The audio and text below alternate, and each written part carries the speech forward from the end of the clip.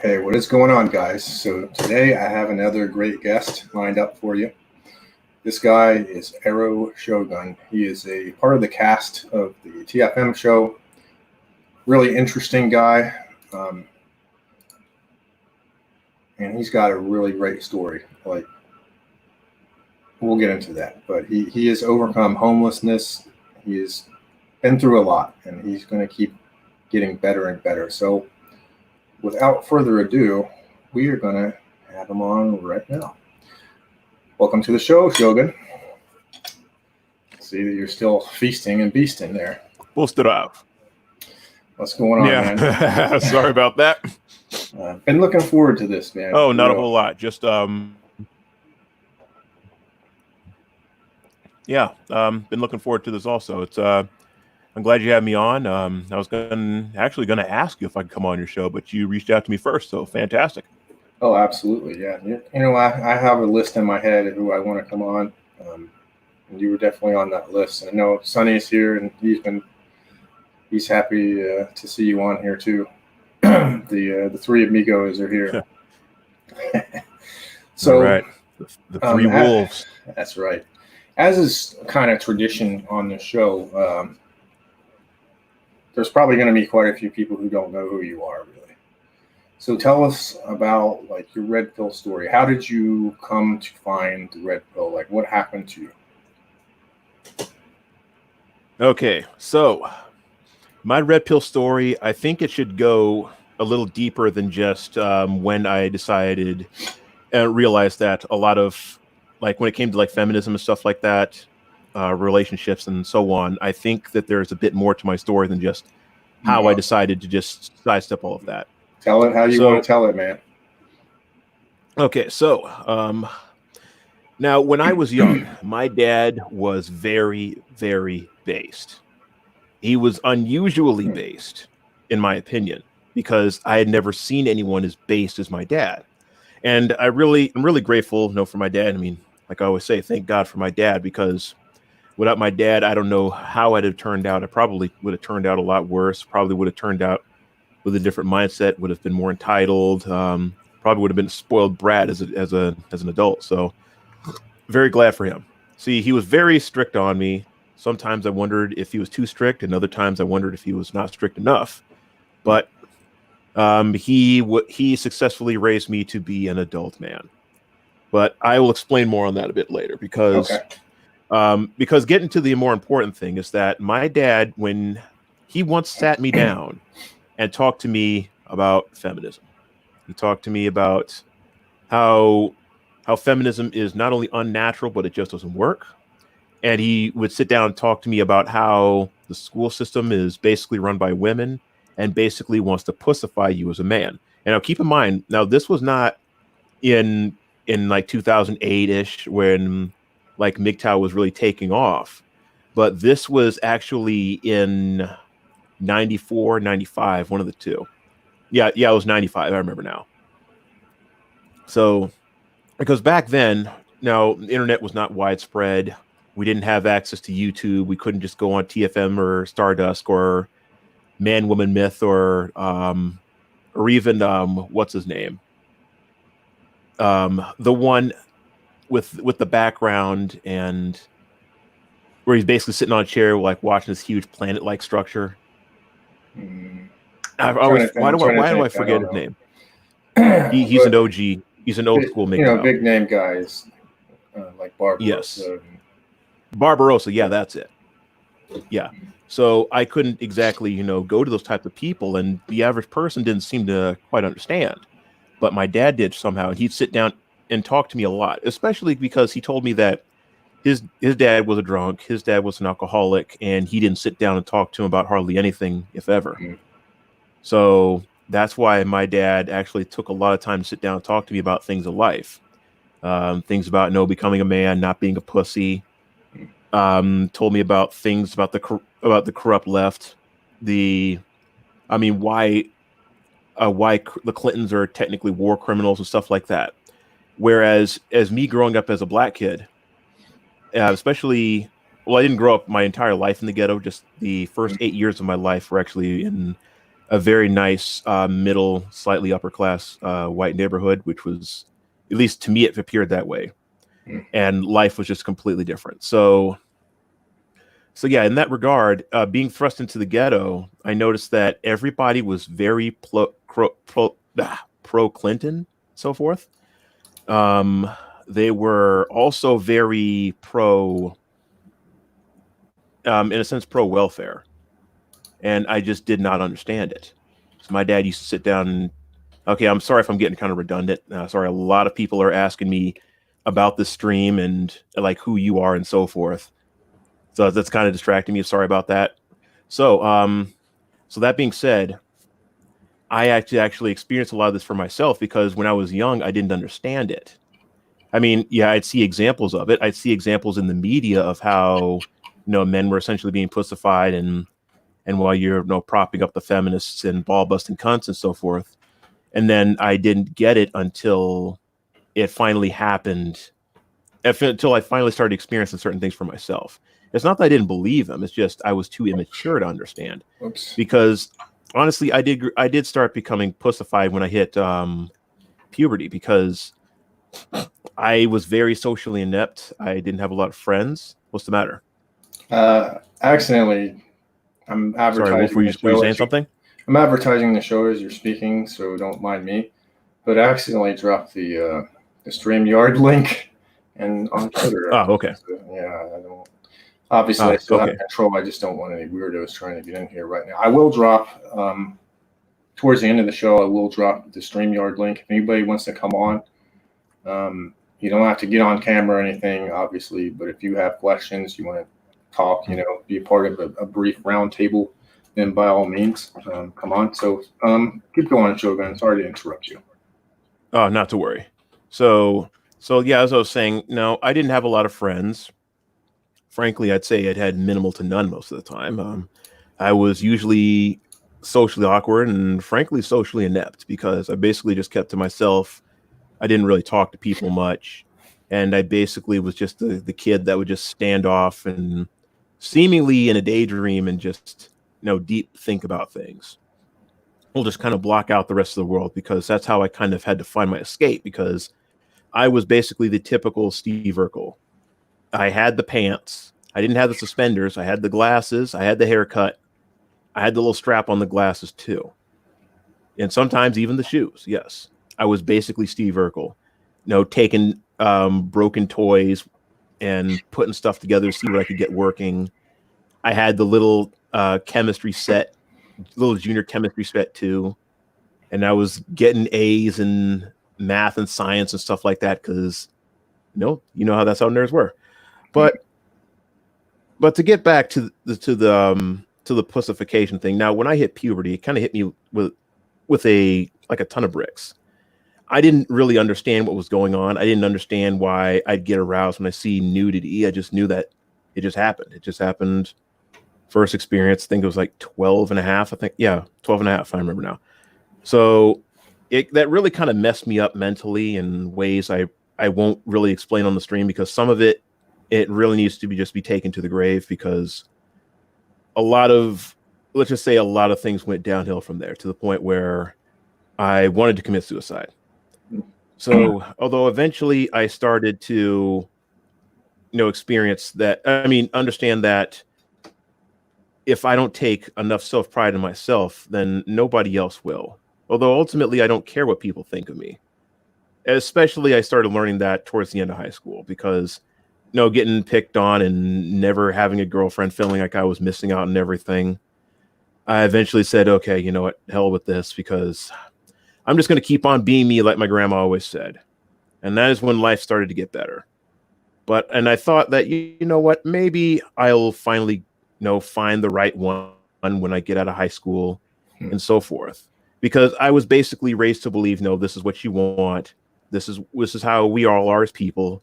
We're supposed to get up. We're supposed to grow up, settle down, get married, have kids, and so on. Now, before puberty, I didn't even have a concept of that. I didn't understand it. Even at age 12 and a half, I had no interest in females. I wanted to focus on my passions. I cared more about gaming, science, math, and so forth. But it wasn't until society, or should I say family, or whatever, made me feel like I wanted that. With the combination of puberty hitting me at the same time, that's how it became my obsession. And I thought that, and I began to think like I was nothing without it. You see, this is the power of peer pressure and the power of media, and so on, as well as traditionalism. But it wasn't until around 2008 when I finally broke that mentality, because I realized that a lot of things just weren't really different after high school. Now, I've been stood up for every date I've ever had. I've been no, I've had women pretend to go out with me just to, Hmm. as a joke, just to like humiliate me in the end at high school. I mean, it's whatever, but because high Pretty school it doesn't fucked up. matter. Yeah, None, true. yeah, but right, but it wasn't until around 2008 where I said, okay, wait, wait, wait, wait. Why does this keep happening? And why do I keep desiring this so much badly? So I did what any nerd did. I started researching it, and I started finding some sources and doing research on it. So I began to understand that, being a quote unquote nice guy just doesn't get you what you want. Although, that's what my mom would have wanted, Of but course. what mom would tell you is not really what works. I didn't understand the part of actually being a masculine man, or being understanding exactly what women wanted, because I didn't understand that I was projecting my own nature onto them. And I thought that if you treat someone good, they're going to want to stay with you. No, it's kind of like that saying, you feed a man once and he's grateful for a year, but if you forget to feed a woman one day, she complains for a year. Kind of like that. So, I mean, forgive me if I'm all over the place. It's just that, you see, unlike TFM, monologuing is not one of my strong points. I'm more of a listener, so to Yeah. speak. So I kind of have to like formulate things as I go. Right. So, but yes, as time went by, the more I understood, the more I didn't like, and the more I didn't like, the more angry I became, because I felt like I wasted so much time, energy, and money because nobody taught me these things. Now, my dad, he didn't live to teach me because, well, for one, I never asked when I was in high school, Mhm. because once again, I just never talked much. And second, my dad died on my 18th birthday. So he didn't get to teach me exactly about, dating, how to be a man, and how to actually be attracted to women and so on. Right. So after that, I basically kind of relied on what mom had to say, and mom's advice was not working. I mean, don't get me wrong, mom did give me some good advice by saying not going for just anything under the sun. You gotta Mhm. shop around, and don't be trying to get under someone who's considerably older than you and wanting to take advantage of you. But I wasn't hearing that because I did not like the women of my age. But no matter what, the age actually didn't matter, because it was the same game, different age. It's whatever. So I eventually moved on, from like doing my own research. And yes, I went through the red pill rage state, but I also I feel like I went through a lot of the actualization steps at the same time, because I knew what I wanted to do. I understood what my career goals were. I understood what my passions were. And I'm still working towards those passions to these days, because it's ultimately a never ending goal, so to speak, because I have my career goals, and I'm very, very close to them right now, which I'll probably talk about Yeah, later. we'll get into that. That's going to be, let's save that for after you tell us about, what happened with the homelessness and stuff like that. So, we'll tell a story, man. We'll be chronological about Right. this. So, Right. how about, was there like a particular incident besides that other stuff that just really, you didn't have like a girlfriend that like, finally pushed you over the edge, broke the camel's back or whatever, Mhm. or you just kind of gradually came to this conclusion? I kind of it's like a combination of both, where I did have a moment that actually just caused me to sit back and think about this, because I said, wait a minute. Now, the same things that are happening in high school are happening now. So I decided to research on things as to why, because I knew I couldn't just ask some random person, because they're telling me the same things over and over again. Yeah. Their advice wasn't working. The excuses were the same. And so I said, okay, I have to rely on my own strength to find these answers. But what really kind of what actually brought about that was when I actually got stood up for a date, yet again. And she was the one that was she actually told me she was willing to do it. She actually came at me for it, and I was like, okay, fantastic. And so I called her. She didn't pick up. I did the dumbest thing in the book.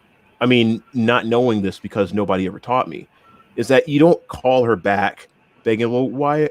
I mean, what's the big deal? How come you stood me up for this date? I thought we were going to go on a date. I took a shower and brushed my teeth and everything. Yeah. You don't do that. Right. Because I've learned that the less I care, the better. And especially when you genuinely don't care, I mean, that's when things really get a lot easier, which really sucks, which is probably something for a future discussion here. But going forward, I didn't know how to deal with that, because once again, projecting my own nature, me being someone where my word is my bond. Right. Because if I say I'm going to do something, I'm going to do it, or at least do my best to do it. Right. So that's essentially what kind of which kind of take me to take one red pill after another. And it just kind of snowballed into the red pill rage state and me focusing on the self-actualization part. But when I was going through the red pill rage state, I didn't have a sense of direction. All I had was just this anger, because nobody told me about XYZ, and I felt like everything that I was pursuing was a lie. And it wasn't until I found content creators like Dick Masterson, Tom Likas, and Mark Rudolph that things start making more sense. And I began to turn that anger into rational thought. Because when you're angry, especially when you're so angry and you're wondering what the answers are, you have no one to teach you. You have no one to give you that kind of guidance, especially knowing that, your dad had already passed X number of years ago. And knowing that the Black community is mostly run by women, partially why it's so bad and why it's so dilapidated.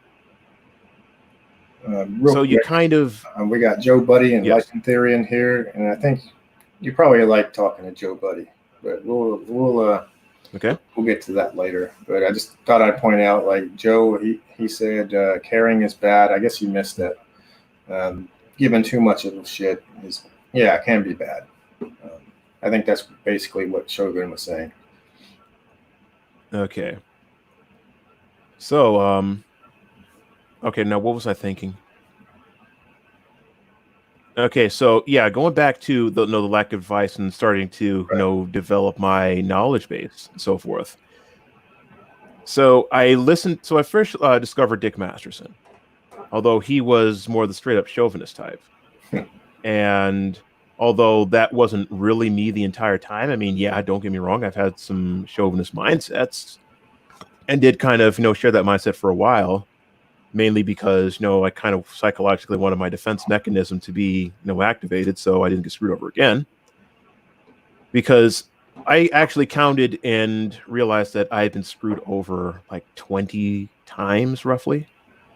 I mean, going from school into adulthood. Yes, it's a lot.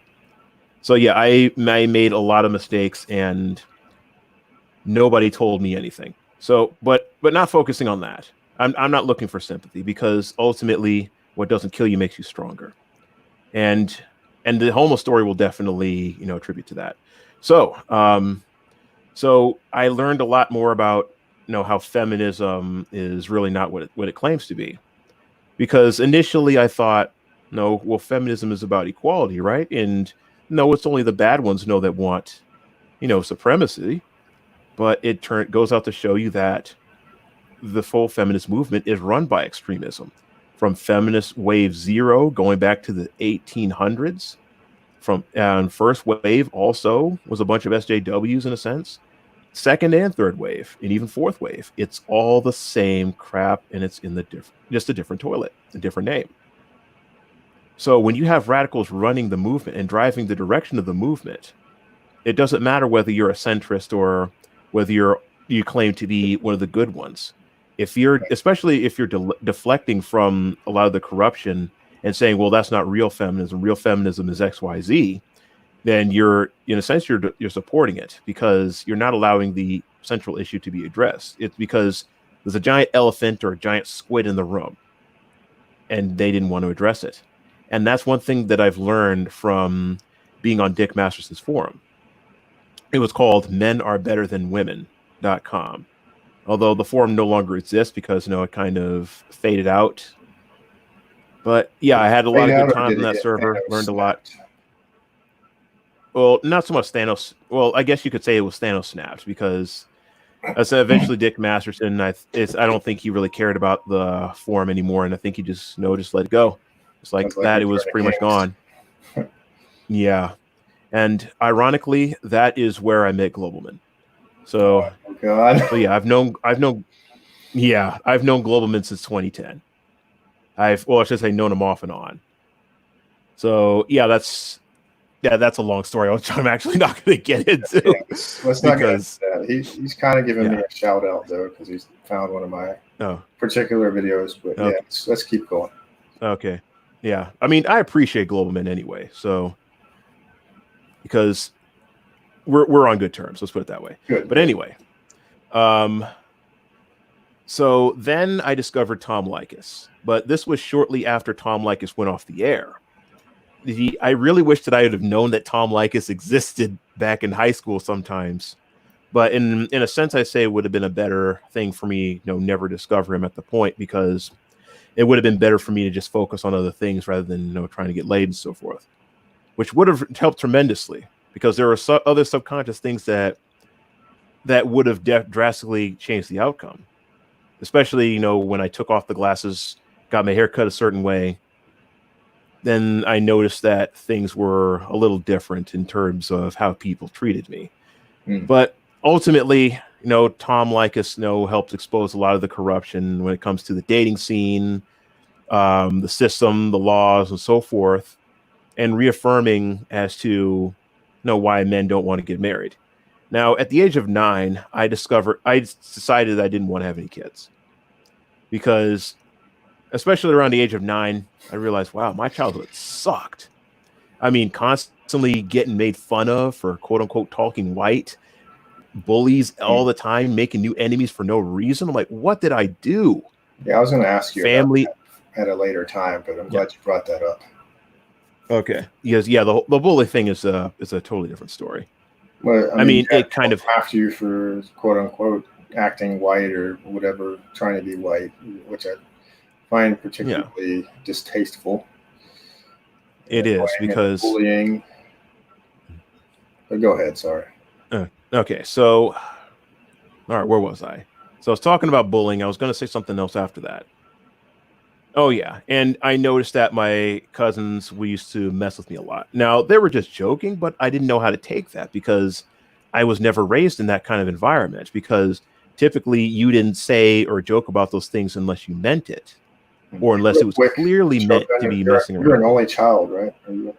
Or did you have siblings? Oh, no. I had siblings. I'm the third out of four kids. Oh, okay. Yeah. So I was the second youngest. And of course, I'm my dad's firstborn child. Okay. Because my mom had my brother and my sister were from another relationship. I don't recall whether my mom was married to him or not, but I never really asked. So yeah, I mean, I used to mess around with my brother a lot, but my brother and we knew we were just joking, but everybody else, when they were just joking, I didn't know how to take it. I thought everybody was serious. So I never really said anything about it, because, me being the quiet kid and me having the mentality that I am a child, I'm to be seen and not to be heard, because I was raised in a rather traditional sense. So that didn't exactly do me any favors. It was kind of heavy for me at the time. So, okay, and I forgot where I was going with this because I was talking about how I didn't want to have kids around the age of 9. Right. Oh yeah, that's it. Mention that, yeah. So I realized that my childhood sucked. Now, not the first 8 years. No, I mean those were great. But I thought if I could be taken out of this happy environment and thrust into a ghetto where everybody hates me for no reason, what kind of life is that? And I didn't see anything beyond that because I thought, well, this is just life. Maybe I was just missing all the bad things of life and life just sucked. So I said, why the hell would I ever want to bring kids into this world? I still have that mentality now, even though if I could dial things 30 years back, I'd say, this isn't so bad, but it was still bad enough to the point where I definitely wouldn't want to have kids.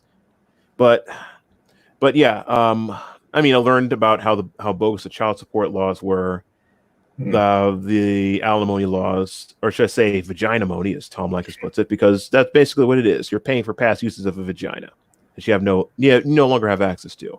You're basically paying a prostitute after having sex with her for X amount of times, and you're stuck paying that bill even though she's gone on to bang somebody else. Basically what it is. So yeah, listening to Tom Likas has definitely helped me out tremendously in terms of making more rational decisions. But I didn't use that knowledge to try and get laid or anything. I used that knowledge to, protect myself and to look out for red flags and so forth, know who to ghost, when to ghost, and all that good stuff. Because he had quite a few tricks up his sleeve, and I found that a lot of those things worked. It actually kept me safe in the workplace, helped me prevent me from getting Me Too'd, and all kinds of things. Because I've worked in a handful of tech companies.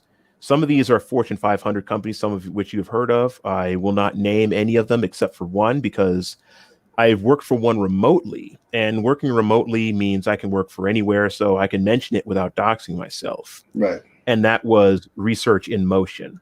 Now, if you don't know who Research in Motion is, they're the company that owns BlackBerry. And BlackBerry around. Sorry. I had a BlackBerry before, and that's where it rung a bell.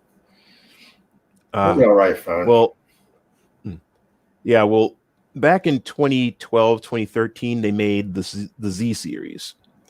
I really wish they would have advertised that more because I thought that was a really good phone. I liked it better than Android. I liked it better than iOS, and definitely liked it better than Windows Phone at the time. But yeah, BB10 is gone the way of the dinosaur. It seems. I don't think they're updating it anymore. They've switched to an Android-based OS. But yeah, going forward, some of these companies that I worked with were bigger than others. Some of them were kind of small. But when it came to bigger companies, I knew that you couldn't associate with just anybody there because if you've listened to TFM's story about how he had a coworker basically, befriend him just so she could build up a case against him and essentially get him fired from his job after collecting all the so-called evidence so that she could take his position. And after that, everything went straight to hell and a lot of people got fired. And they were basically saying, we need to get TFM back. But I think the manager said, no, well, I can't bring him back. So everything went straight to hell just because of that thought. So I knew stuff like that could happen, as well as, a girl saying that I touched her or groped her in the hallway, because there was one company I was doing video game testing for, and there were women there. And I could tell that some of them were the feminist types. And the last thing I wanted was to have one of them say that I groped them or touched them in the hallway. Because some of those hallways were pretty narrow. And in a sense, it kind of felt like we were being herded like cattle sometimes because there were so many of us on the shift. And so it's like, yeah, I got to do my best to stay invisible here. And of course, I mostly kept to myself, except I talked to other guys because I'd have my laptop. I'd be doing some coding. I'd say, hey, guys, look at this game I'm working on. What do you think of it? It's like, yeah, that's cool. But yeah, when it came to females, I tried to stay as boring and uninteresting as possible. because I learned that when you have that one track mind, kind of like how I was in high school, that vagina just dries up and they just kind of, take themselves Sure. elsewhere. Now, can I ask you? So So, at this point, yeah, I've managed. You were trying to avoid women. Like, were you MGTOW, or were you just trying to focus on work? Or, I mean, because it kind of sounded like you were almost. Some guys go through like sort of a PUA type of phase when they take the red pill. Like the first thing they want to do is try to figure out I where they're mean, lacking as far as females, and I mean, that's a typical path. Some people go straight to MGTOW, but a lot of people, I think, go the PUA route. So, what would you oh, do at this point in time?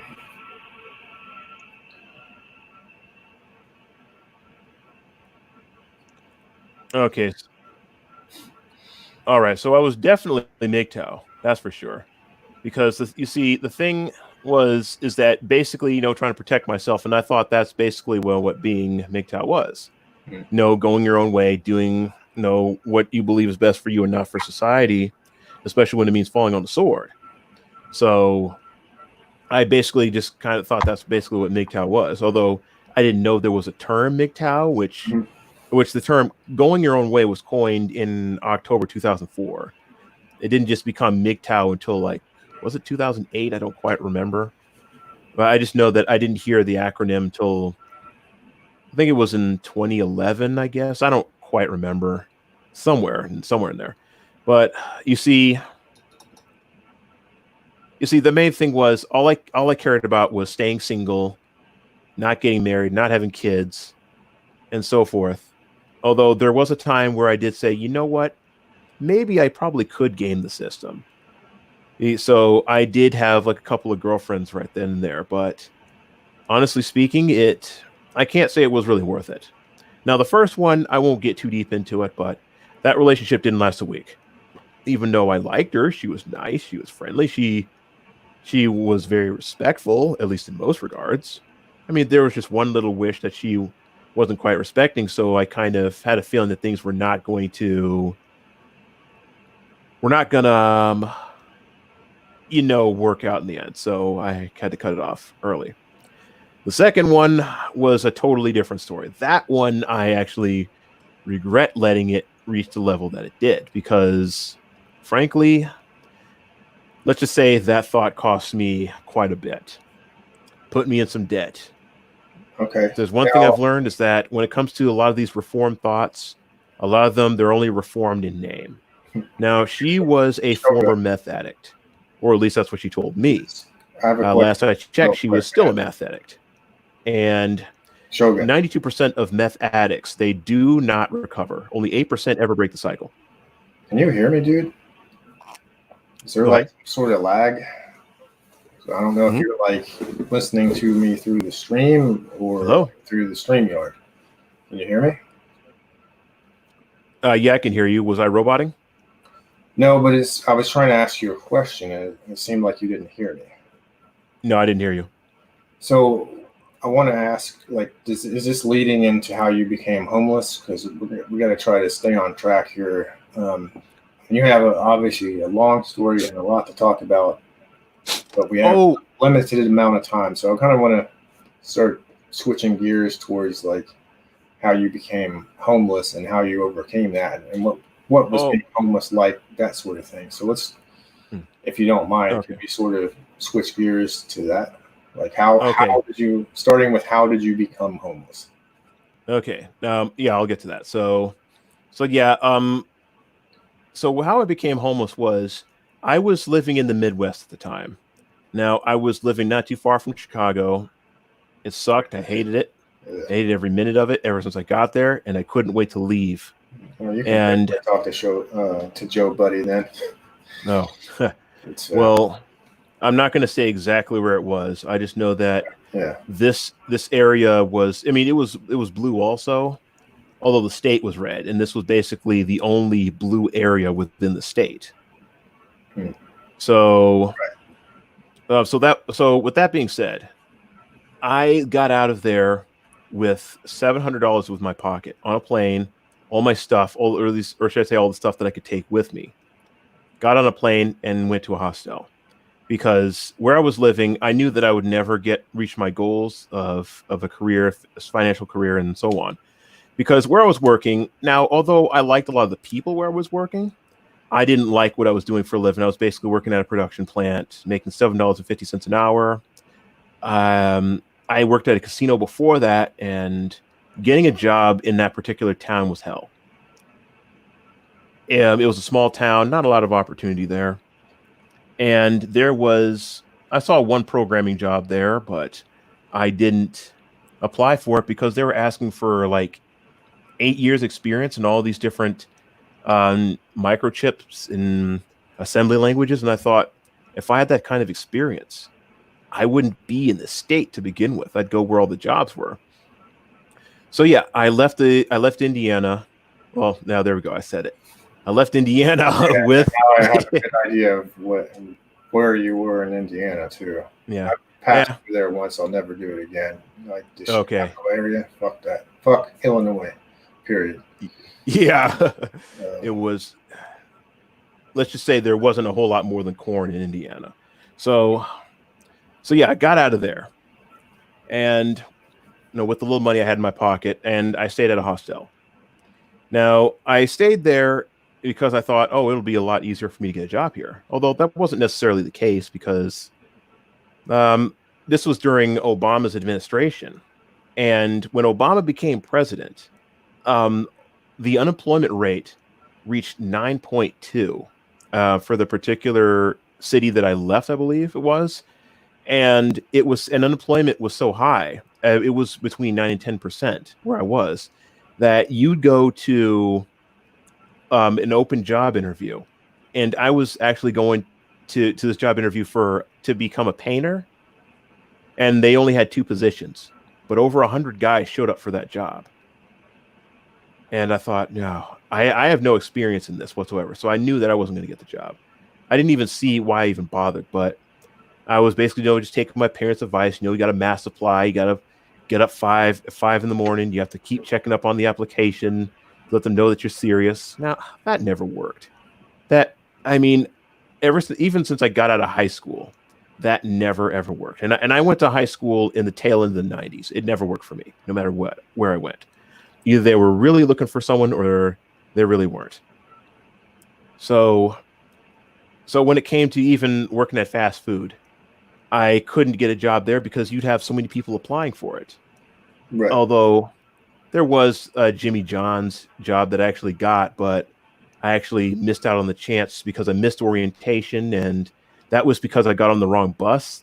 The bus there were 2 different routes. They both had the same number, but you had to look at the marquee at the top to make sure that you were going in the right direction.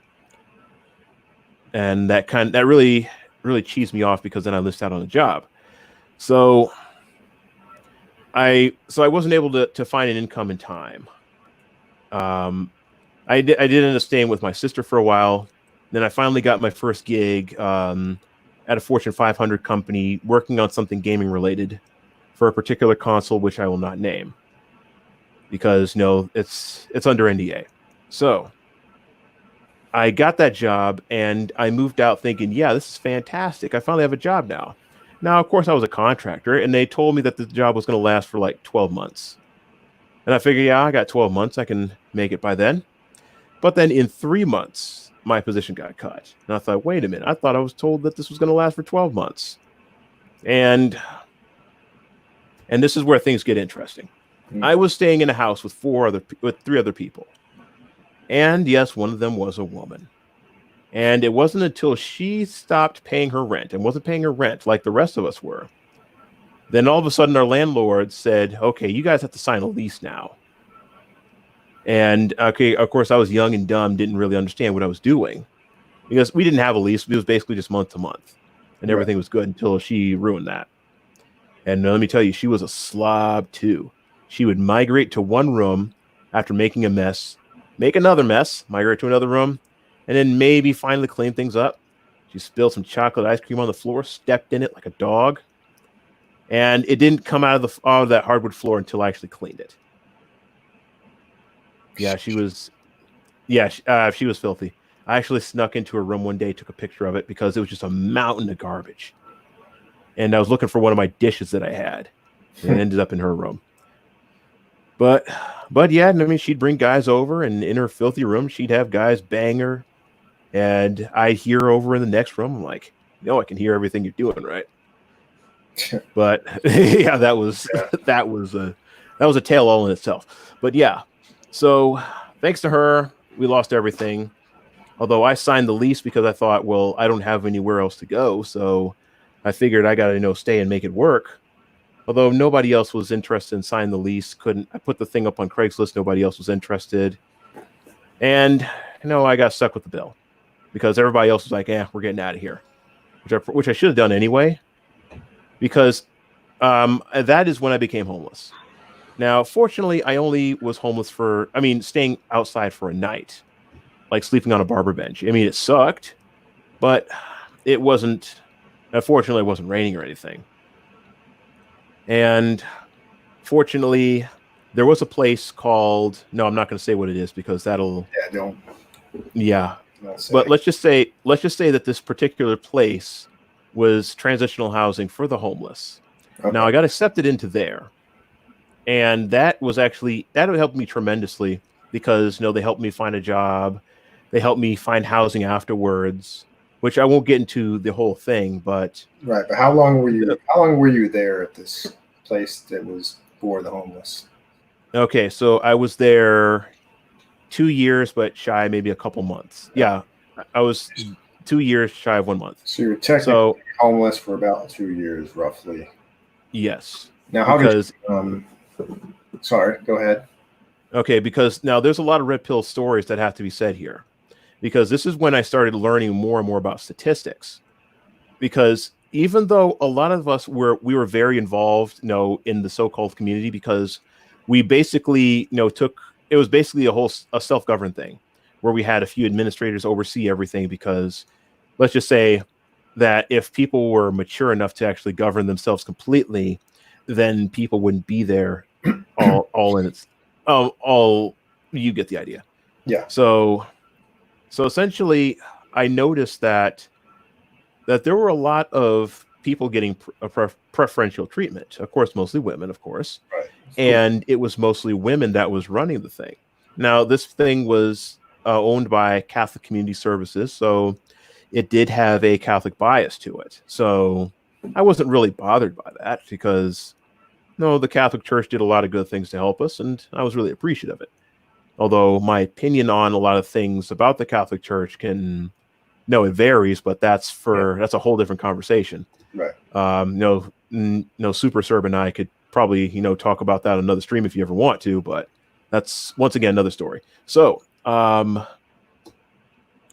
being said, with the preferential treatment, I noticed that when it came to the council, some would get more punishment and some more leeway than others.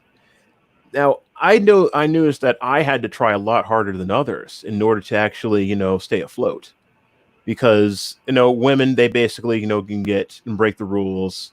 And if they get kicked out, they still get treated, kindly until the day they finally get kicked out, if at all. But men, I mean, you get the book thrown at you, even if something was a misunderstanding. And I'll give you some examples of that. So, there was one woman, let's just say her name was Sherry. And one of the conditions of being in that housing was you had to be clean and sober. No alcohol, no drugs of any kind, none of that.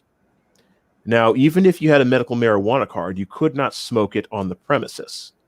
You could smoke it off the premises, but if you got caught smoking on the premises or giving it to somebody, then yeah, you're going to get kicked out. And the first offense is your last. So it's out the door you go. Zero tolerance. Right. You threaten somebody, out you go. You assault somebody, out you go. I mean, they will chuck you out if you're causing problems, not only as a way of maintaining order, but sending a message to everybody else that you're not exactly entitled to this. This is a privilege, not a right, which I fully respected. But once again, going to some of the one female example, I'll go to a male example and then to another female example. Okay. Because they kind of intertwine in that order. So with this particular example, so Sherry, she got drunk. She had some issues with alcohol, and even when you're actually getting into the place, you're basically screened to get in by other residents as well as the staff facilitator. Now, if you have a history of drug and alcohol abuse, you have to be showing that you're going to AA or some sort of rehab counseling. And if you're not, you have to agree to that, and you have to be clean and sober for X amount of time. A lot of times 30 days to show that you're serious, sometimes longer. And they make decisions based on whether you have realistic expectations, whether you're actually driven to actually get out of homelessness, or if you're just looking for just a place just to shoot up and do drugs. So some of them get past the filter. Others who are more sincere don't quite make it. It can be kind of a crapshoot. Although the guy that was there, he was really good at catching some of the people that were just trying to, trying to pull the wool over our eyes. But this one, she managed to do it somehow. But she's been there longer than I had. So she got drunk. She was drunk as a skunk. She's sitting on the bench. She doesn't really realize what she's doing. She's really out of it. And then next, we realize, oh, wait a minute, Sherry's drunk. Uh-oh. So we had a staff member come and get to her and so forth, and talk to her. And one of them, and of course, this was another female staff member. She said, okay, you go to your room and sleep it off before we decide what we're going to do. I mean, it was obvious she was going to get the boot, but frankly, if that happened to a guy, which I've seen happen, he would actually be told to go outside. There was one guy who was from Africa. He was deaf. He was Ethiopian. He was very bright, and he was very smart. I really liked him. He had a very good head on his shoulders, but his mom died, and he had to drink off the premises. And I think he came home, inebriated, and he was told to sit outside, even though he was just in a t-shirt and it was wintertime. Now, I understand that the girl that was there at the time, she didn't know what else to do, because she was basically told to do this when this happens. So she kind of followed along with it, and that didn't go over too well with some people. But I was forgiving of her because she's definitely one of the more level-headed people of that place. And let's just say, even though she was a lesbian and kind of leftist, she was the most base leftist I had ever known. It's kind of a dichotomy, but trust me on that. Okay. But yeah, he didn't get that same kind of leeway, even though his decision, to get terminated was overruled. But there was another guy who was kicked out for so-called intimidating this trans woman. Now, the trans woman, we'll just say her name was Joan. Now, Joan didn't care. Joan knew that this was just a big misunderstanding, and it was not that big a deal. But staff, they kicked him out anyway. I mean, and we'll just say the guy's name was Big Derek. So Big Derek, I mean, he could be, he comes off as a jerk sometimes, but he's a good guy. I mean, he may not be, sharpest tool in the shed, but he was a good guy. I liked him in general. But yeah, Big Derek, he probably shouldn't have known better than to do what he did. So, but eventually his did get overturned because he did file for an appeal. He came with a suit and a tie. He did apologize. And a lot of people, they voted to let him back in because they said, yeah, that we knew this was a misunderstanding. But the staff, they were ready to, throw the book at him. So he eventually did get back in, and he left on good terms. But and this was for so-called assault, or intimidating another resident. There was another guy who was former military, and he was standing behind another guy with a knife in his hand. I don't know if he was actually going to stab the guy, because I didn't see it. I just knew that the other guy was like, "Hey, don't stand with me behind me with that knife. Stay away from me." And that the whole then there was an incident report written, and he got the boot. So I don't even know what his story was. I just don't think that guy was actually going to, attack anybody. I just think he had a butter knife in his hand. And so, yeah, that's how little leeway he got. But there was one woman, and this was a big black woman. Now, I was trying to sleep that night, and I was on the same floor. There was a media room down the hall. What she did was she physically tried to attack somebody. I heard her yell, "Bitch," really loud, and it woke me up. Because I'm a heavy sleeper. I mean, I sleep through guys fighting in the front yard and getting hit in the head with shovels. That's how heavy of a sleeper I am. Yeah. So yeah, that's kind of a funny story. But anyway, nothing happened to her. Not so much as an incident was written towards her. Now, I've seen other women get the same leeway. There was one who made death threats towards a guy, and she was given 2 weeks to get out. Whereas where the whole thing was alleged, and he was given the boot immediately. But yeah, once again, the whole thing was basically run by women, and when you're a homeless man, and I hate to pull the race card, but especially as a homeless black man, yeah, you're not going to be favored by most people, especially if you're out on the streets. Because if you're a black man, then you have all the stereotypes against you. No, people are thinking, yeah, you're probably a drug addict. You probably got out here by choice. No, every so often you'll say, oh, you're just a victim of the system because the system is racist. But frankly, I believe it's the other thing. Of course, if you're a white man, of course, no one's going to care because you don't have political correctness on your side. You're not a protected class. And yeah, everything for you is going to suck. But if you were a woman, things were going to be a lot more favorable towards you because for every shelter that services men, there's like 10 more that service women. And the ones for women, they actually get more service. Get more funding.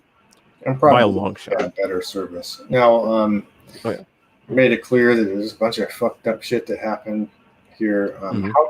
Here's the important part. How did you get out of this? Like, what did you do to pull yourself out of this rut? Okay. Now, there were some other things I was going to get into in regards to statistics, but yeah, I can probably say that for later. So anyway, basically what I had to do was do my best to find another job. Now, because through 2011, that's around the time, that's somewhere in the time frame when I was there, I could not find an actual job to save my life. I mean, regular jobs, tech jobs, didn't matter. No one wanted to hire me. I worked part-time on call at this one company doing video game testing. I mean, it helped put me some money in my pocket, but the money I made was sporadic. So it took a long time to actually save a decent amount of money. Although I basically had to do everything I could to not only stay out of sight, but stay out of trouble.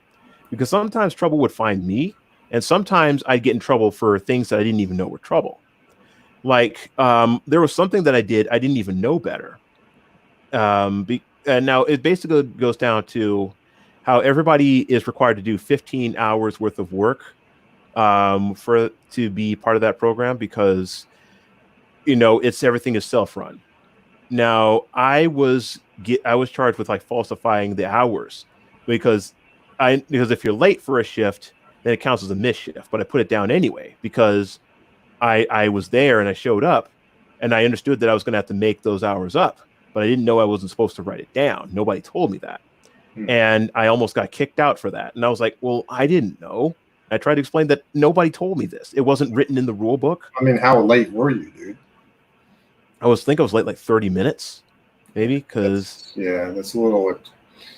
Yeah. Harsh response to 30 minutes, Yeah. I mean, I just got 9 punitive hours for it. They didn't kick me out. I mean... There were other things that happened where I almost got kicked out for things that I did my best to actually avoid, but I was just a victim of circumstance. It wasn't something that I could really help.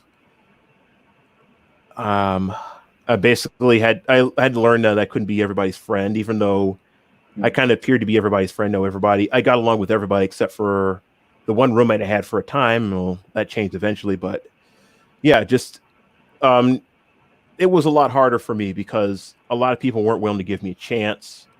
I didn't have a lot of experience. I didn't have friends in the industry. I didn't really have a lot of friends on the higher up side. And it was an uphill battle. I'm not going to play the race card in that regard because I honestly don't know. But there is a lot of nepotism, that happens. And if you're an outsider, it can be tough to get in. So, Right. So I had to basically outdo everybody. I had to not only build skills that a lot of people didn't have, I had to just do better work, and I had to take everything that I could get, even if it was humiliating. Just to me, being a game tester was embarrassing mm, because I fought so hard to become a developer, and nobody wanted to hire me as a developer because, oh, your experience as a tester. So that's basically all you're good at. And the companies wonder, well, why aren't you doing so good at testing? Because my mind doesn't go that way, but it's whatever. That's a different story. right. I'm trying not to go off into too many tangents here, Yeah, let's but try to stay I focused. did right. So overall, I did learn a lot from the whole homeless experience. I wouldn't want to do it again. Actually, I'd say it was some of the best times of my life. I learned a lot when it about those the stats when it came to homelessness. I learned a lot about a lot of reasons why men became homeless, and I was someone that actually, got to talk to other men about it as well, and try to help other men as well. Because I screened a lot of guys to get in there, Mm, and the number one reason why men were homeless, and yes, it was like 70% men, of course. And the number one reason why men were homeless was because they had a relationship go south and they couldn't make the payments for child support and vagina money. right. That was the number one thing they told me. And you had a lot of guys in that position. They didn't have anywhere else to go. They didn't have family. You had some people, coming from other states because they had to get away from a bad situation, um, and all kinds of things. People come to that particular area looking for a better life. And yes, you had some people coming there just for the welfare gifts. So, so yeah, I mean, I learned the stats on domestic violence because they actually had a lot of things up there that were basically kind of pro-feminist, Mm, and they put some things up there just for the guys. It was basically just for the guys to question themselves to say, do I actually hurt her? Am I abusive? And so on and so on. right. Now, I had knew the statistics at the time, and I was already red pill at the time, so I knew exactly what to say. Now, that being said, I actually wrote the real statistics there. I said 70% of non-reciprocal domestic violence is initiated by women. 55% overall is initiated by women still, and some other stuff which I don't remember. And those actually got taken down pretty quickly. If I had gotten caught doing that, then I'd have gotten terminated. But I was willing to take the risk because I didn't want my fellow men getting brainwashed by that kind of stuff. Yeah. Because I was kind of a militant person in the manosphere at the time, although definitely not now because I don't see a point in defending the society anymore. I don't believe it's worth saving. At one point I did, but that wasn't until I realized how deep the corruption, not with the government so much, but with the people goes. But yes, I left there. I did get subsidiary. I did discover that there were some that got a subsidiary before me. I know there was one woman who repeatedly got drunk and broke the rules and should have been kicked out several times, but they kept letting it go. I know one person was pleading to, let her stay, because, she'll get eaten alive out there. And she got a subsidiary before I did. And I wasn't too happy about that. And then here I am almost getting kicked out. I have nowhere to go. Nobody wants to hire me. Although I eventually did get a subsidiary in that same place. I'd say that I essentially did turn out a whole lot better because getting that subsidized apartment helped me tremendously. But point is, you put your nose to the grind. You Hmm. worked hard. You even did stuff that you probably felt were like below you to do, just so you could get the hell out of there. And Yeah. that's a lot more than a lot of guys out there are willing to do. Like most people just Mm. make excuses and hope Right. that something Mm. good will happen to them instead of putting their nose to the grind, doing the work, and getting stuff done.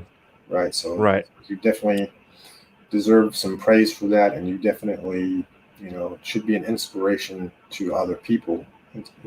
They, Mm. what is your excuse? Mm. Is what they should be asking themselves. Right. Don't So just accept shit. Right. So it was either that or just become homeless, live under a bridge, and panhandle. But I just had way too much pride to panhandle because my dad, he raised me to work for what I had. And I understood the importance of working for it instead of just having everything handed to me. I'd never seen a dime of welfare in my life back then. But I never thought that I would ever go ahead. You had the right mindset, though. You had pride and determination. You know, yeah, you could have went out and panhandled and did all that stuff, but you didn't. You know, you weren't after the Gibbs, and I think that's a good thing. I think guys can learn from that. And settling for the Gibbs, you're not settling for the best anyway. Right. Like my dad always told me, he said, if you want anything in life, anything that's worth it, there's a price to be paid. If you want to be nothing, that's free. And your current situation is, from what I can tell, is pretty good, right? Like I see that you have some disposable income, to say the least, and your living situation is obviously not terrible, right? Oh yeah, it's gotten a lot better. I mean, even though I have unemployment benefits plus the Trump Gibbs, I am working towards building my own company. I do have an LLC filed. It's just that I need to have my ID updated. Right. But ever since the coronavirus panic hit, the DMV closed. I have to check to see whether it's open or not. So once I do that, then I can actually, have the LLC instated. But this is basically a parent company where a state that actually favors anonymity. Only 3 states actually favor that. That's Delaware, Wyoming, and New Mexico. Now, I'm not going to say which state it is because I want to leave as few breadcrumbs as possible. But one of those states favored anonymity so well to the point where I'm amazed that a blue state like this actually has such great business laws. Interesting. Almost, yeah. So, so with that being said, now I am working towards that. I do have a little disposable income. I bought myself a few new guns, which is always a good thing to hear. So, oh yeah, got myself an AR-10 and an AR-15, a complete lower. I just need to buy the uppers later. I'm going to be building a 45 ACP later, and I've already got 2 Glock 19s, a Gen 3, a Gen 4, and I've also got an authentic German World War II Mauser K98. We can talk about guns later, man. Okay. Yeah, I'm sorry. I actually like bragging about it. Sorry. Love talking about that. It's like one of my favorite topics, but I kind of want to stick with I had something else I wanted to bring up. And so you mentioned current events. Obviously, I'm sick and tired of the corona shit, and we've learned a lot about that. So I wanted to ask you your take on the BLM, the protesting, the riots, all that shit that's happening. As a black man in America, what do you think of all this stuff? Okay, so from my perspective, the whole thing's retarded. It always has and always will be. Because the instant I started hearing about Black Lives Matter, I thought, okay, well, the title is not exactly, bad, but I could already see that this was basically a whole big SJW feminist movement from the beginning. From the get-go, I knew that, yeah, something is definitely not right here. Now, I didn't know all the details, but I also basically just said that, and this is around the time when I first joined TFM server in 2017. I actually made a comment, and I've been meaning to actually screen cap that comment and actually save it for a video, because I am going to do a BLM video fairly soon. It's not going to be very long. I've just been way too busy and way too occupied with a bunch of other stuff. I'm constantly being distracted by something else in real life. And that's why I haven't done California Blues 3 as of yet. Well, that's largely because a whole bunch of new data has actually surfaced, and I didn't want to exclude that. So I do actually want to finish that because people have been really wanting to see California Blues Part 3. But anyway, so the thing about Black Lives Matter is that you can, if you look at things through a logical lens, you could tell that a lot of it is very hypocritical and is very one-sided. So basically a bunch of Karens I initially noticed at first that are basically, trying to say I'm not racist, I'm one of the good ones. Like me on Facebook, retweet me, so I can, become Twitter famous or Facebook famous or whatever. They're basically just attention whores with another name. So that's the first thing I noticed. Second, I was one of the first few people to say to myself, why not Black Lives Matter? I mean, why just Black Lives Matter? All lives matter. Because we're all about equality, right? Wrong. It's not about equality. It's basically just a social narrative, which I'll explain in a minute. I mean, it's mostly common sense, but still, if you look at ethnicities like Native Americans, now they have worse outcomes than Black people. They have higher divorce rates. They have higher chlamydia rates. I don't know about AIDS rates. I couldn't find that statistic. They have higher crime rates. They have higher suicide rates. They're more likely to be shot by the police. She's experiencing more police brutality, which is the main thing I wanted to focus on. But how come there's no outrage among Native Americans? Right. Well, that's likely because no Native Americans are such a small percentage of the population, and there's already more media focus on Black people. And honestly speaking, I noticed that if someone were to say all lives matter, then it's like, oh no, you're taking your attention away from Black people. We need to focus on Black people because they're the ones experiencing all of the police brutality. But in reality, if you really look at the reasons for a lot of things that happened, now I don't remember who actually. Oh, that's right. It was on Fox News. Tucker Carlson did a segment about this, and they actually investigated a whole bunch of cases where police had to shoot and kill, or kill by other means, a Black suspect, and it was always most likely for justifiable reasons, like because when it comes to Black suspects, a lot of times what the police will do is say, they will warn them, stop or I will shoot. And then they will just keep charging at you. And when they get close enough, they realize, okay, so it's either me or them. So I'm going to have to discharge my weapon. And a lot of times, some things get reported and they say, oh, it was racially motivated. No, the cop was defending himself because that jaga, so to speak, was actually committing a crime and assaulting a police officer. When you're assaulting a police officer, especially when you're the one committing a crime and they're trying to, restore order, they have a license to kill you. That's part of being a policeman.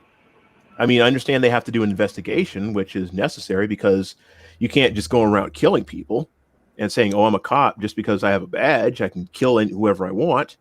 I mean, there's a process to go through there.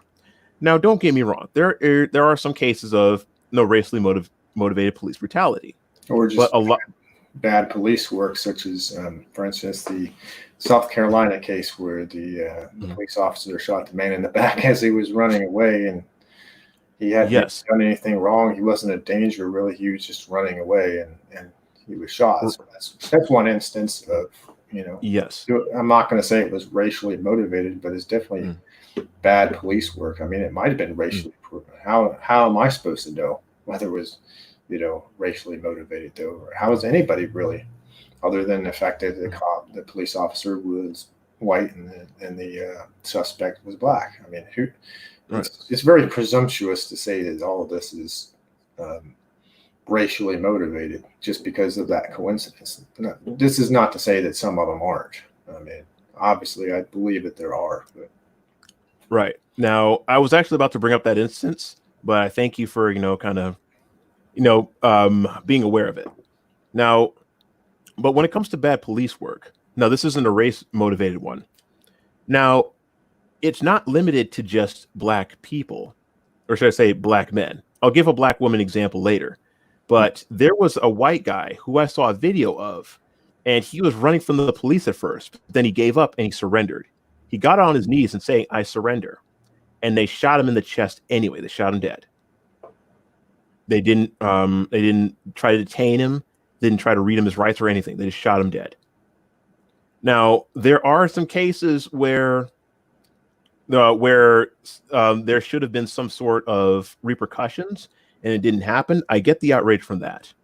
Like I don't know exactly what this guy was doing. It was a Black guy, and this was hardly talked about. Well, especially because the officer was a white woman.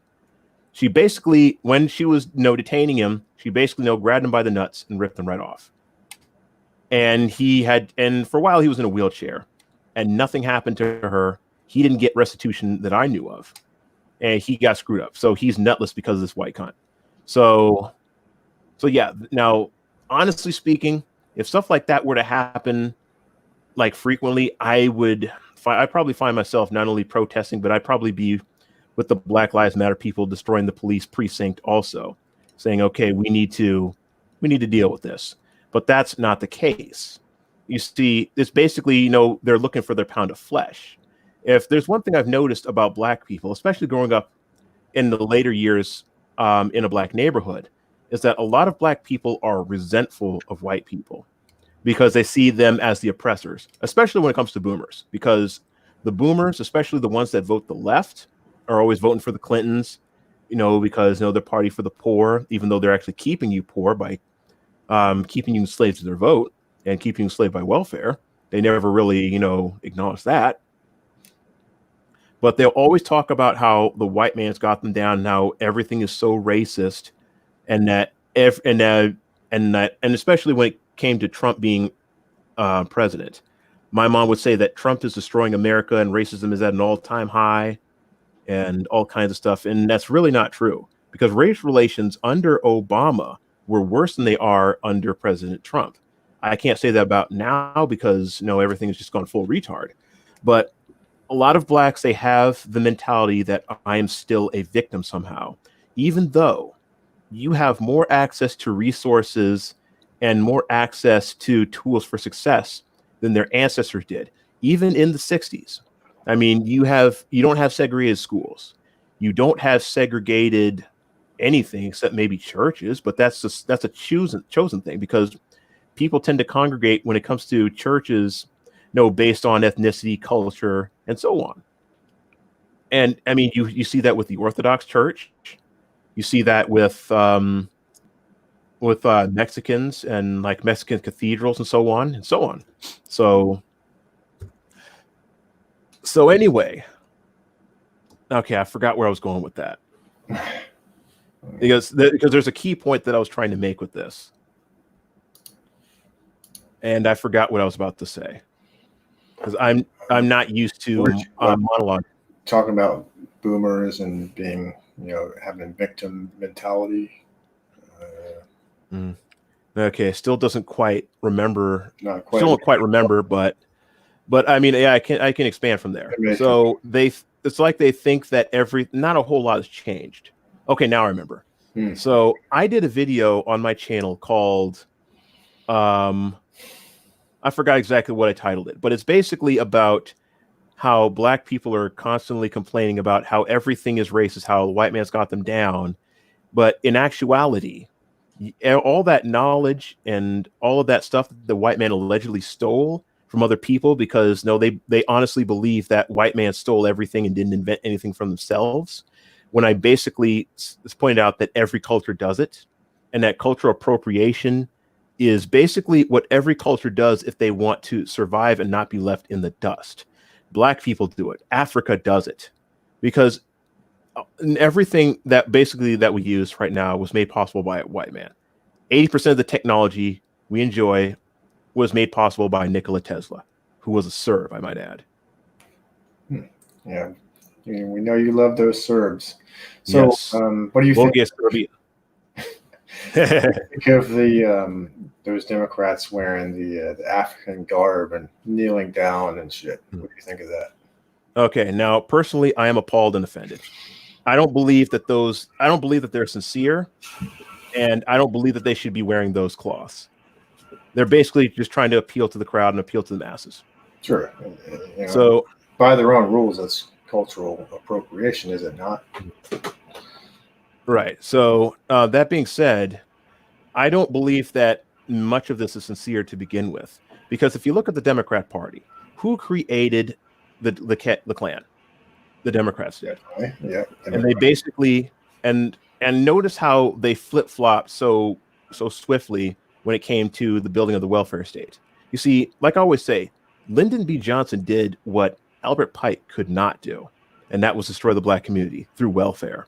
Because persecuting Black people, hanging us from trees, setting us ablaze, and doing God knows what, that didn't stop us. That actually made us fight back even harder, and actually made us, take what we did have more seriously, because black people were actually doing better under Jim Crow as opposed to post welfare state and post abortion, post feminism, well, second wave feminism, that is. So that being said, then you have all these generations of black people growing up without mothers and without fathers, of course, and being raised on welfare, and then they just become hooked on Democrat Gibbs, and that's basically how we became enslaved to their vote. So basically they're just appeasing to their voter base. Black Lives Matter is basically just an extension of leftism, feminism, and all that jazz. It has nothing to do with actually protecting black people. It's basically all about virtue signaling and spreading a narrative. Because if Black lives truly mattered, then why aren't they actually going into their own communities and addressing black on black crime? Why aren't they addressing the issues with the black community in regards to, of course, they're not going to speak out against welfare dependence, because if you threaten to take away people's welfare, what are they going to do? They're going to riot. They're basically just going to see what's happening now, only 10 times worse, probably. So there's so many issues when it comes to black youth, when it comes to black gang violence and so forth. They don't really address it. They basically just say, oh, it's just the white man, just, the white man keeping us down, that it's a result of slavery and so forth. Well, slavery, we haven't been slaves since 1865. At least not. We haven't had slaves as in, with whips on our back and so forth. Forced to pick that cotton. Starting to sound like Uncle Ruckus here. Oh, I definitely sound like Uncle Ruckus.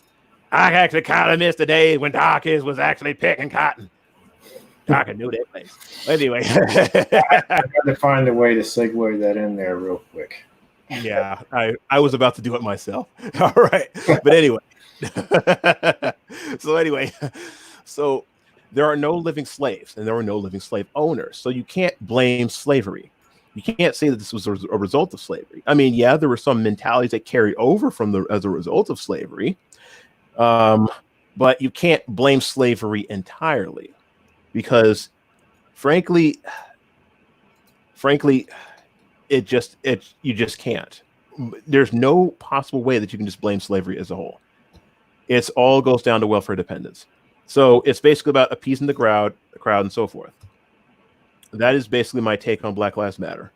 Okay. I don't care about your race. I don't care what color you are, black, white, red, or yellow. I care that if you're a decent person, that's all I care about.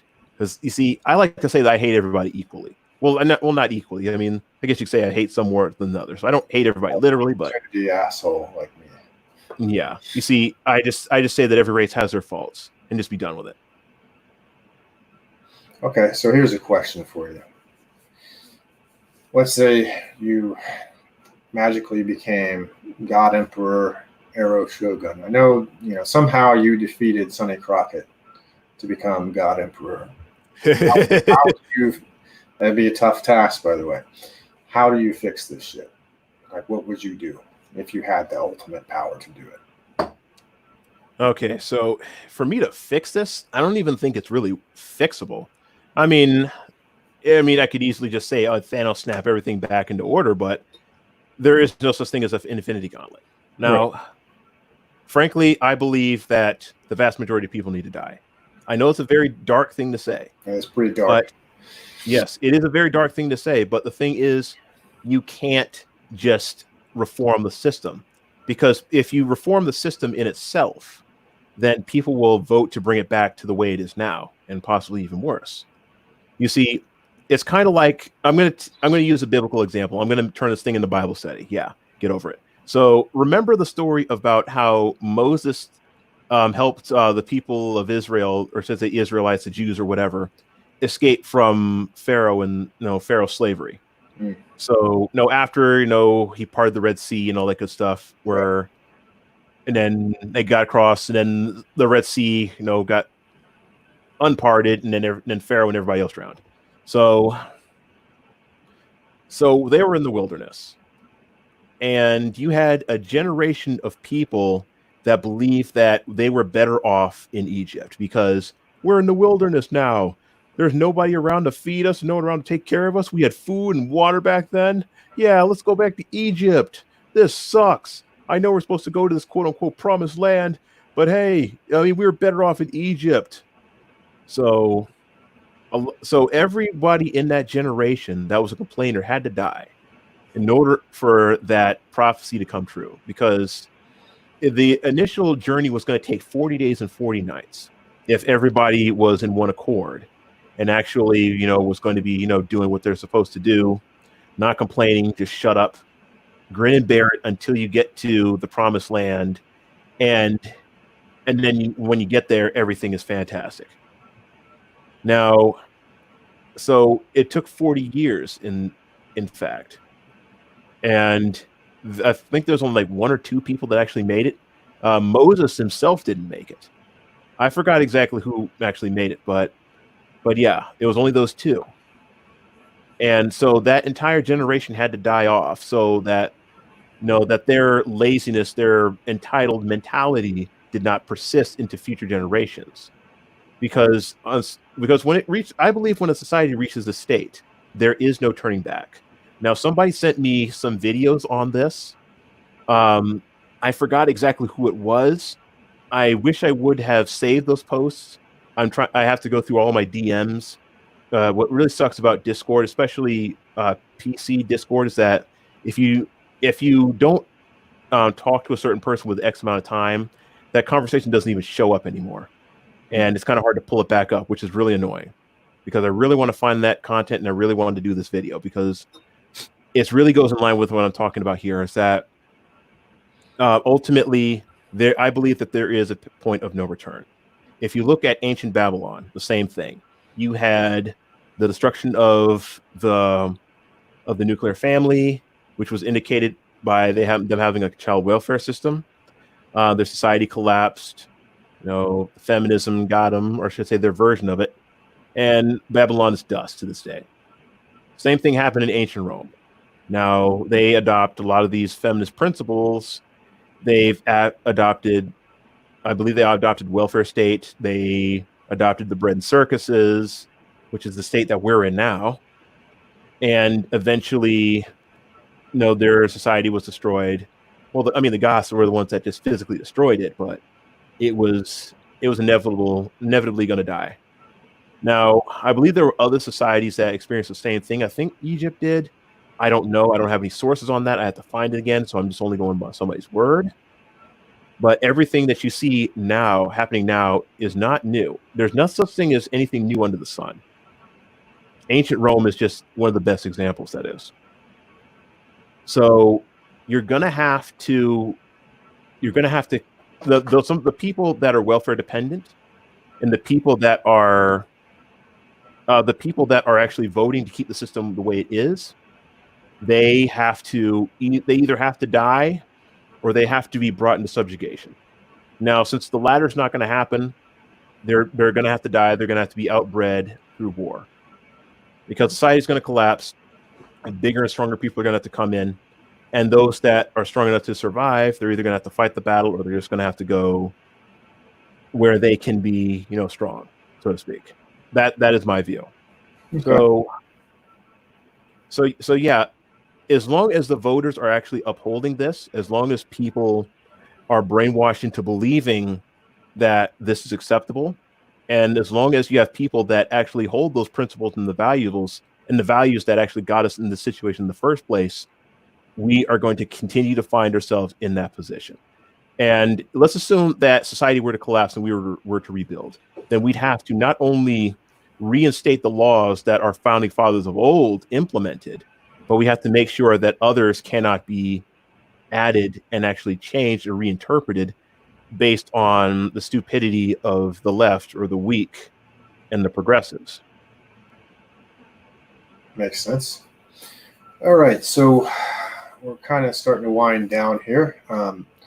Before I open up the floor to questions or anybody that wants to come on the panel, they're going to have the option to either ask a question in chat, or they can come on and the panel and ask you sort of with their voice. It's up to them if they want to do that. Tell us where you can be found. Like we had a question about your YouTube channel, so go ahead and plug that. Okay, so you can find me at youtube.com/c/Aeroshogun. You can also find me on MGTOW.tv, and you can also find me on BitChute. Under So, the same name? I'm sorry? Under the same name, Aeroshogun? Oh, yes, that is under the same name. Okay. So yeah. Okay, now I'm not in your chat room under YouTube, at least not where I'm logged in. So people can actually just click my name. I'm actually going to jump in there really quick. So then people can just click my name and they can actually find my channel. Okay. Yeah, he's going to go ahead and make a comment if you guys want to follow that, subscribe. He does some interesting videos. Mm-hmm.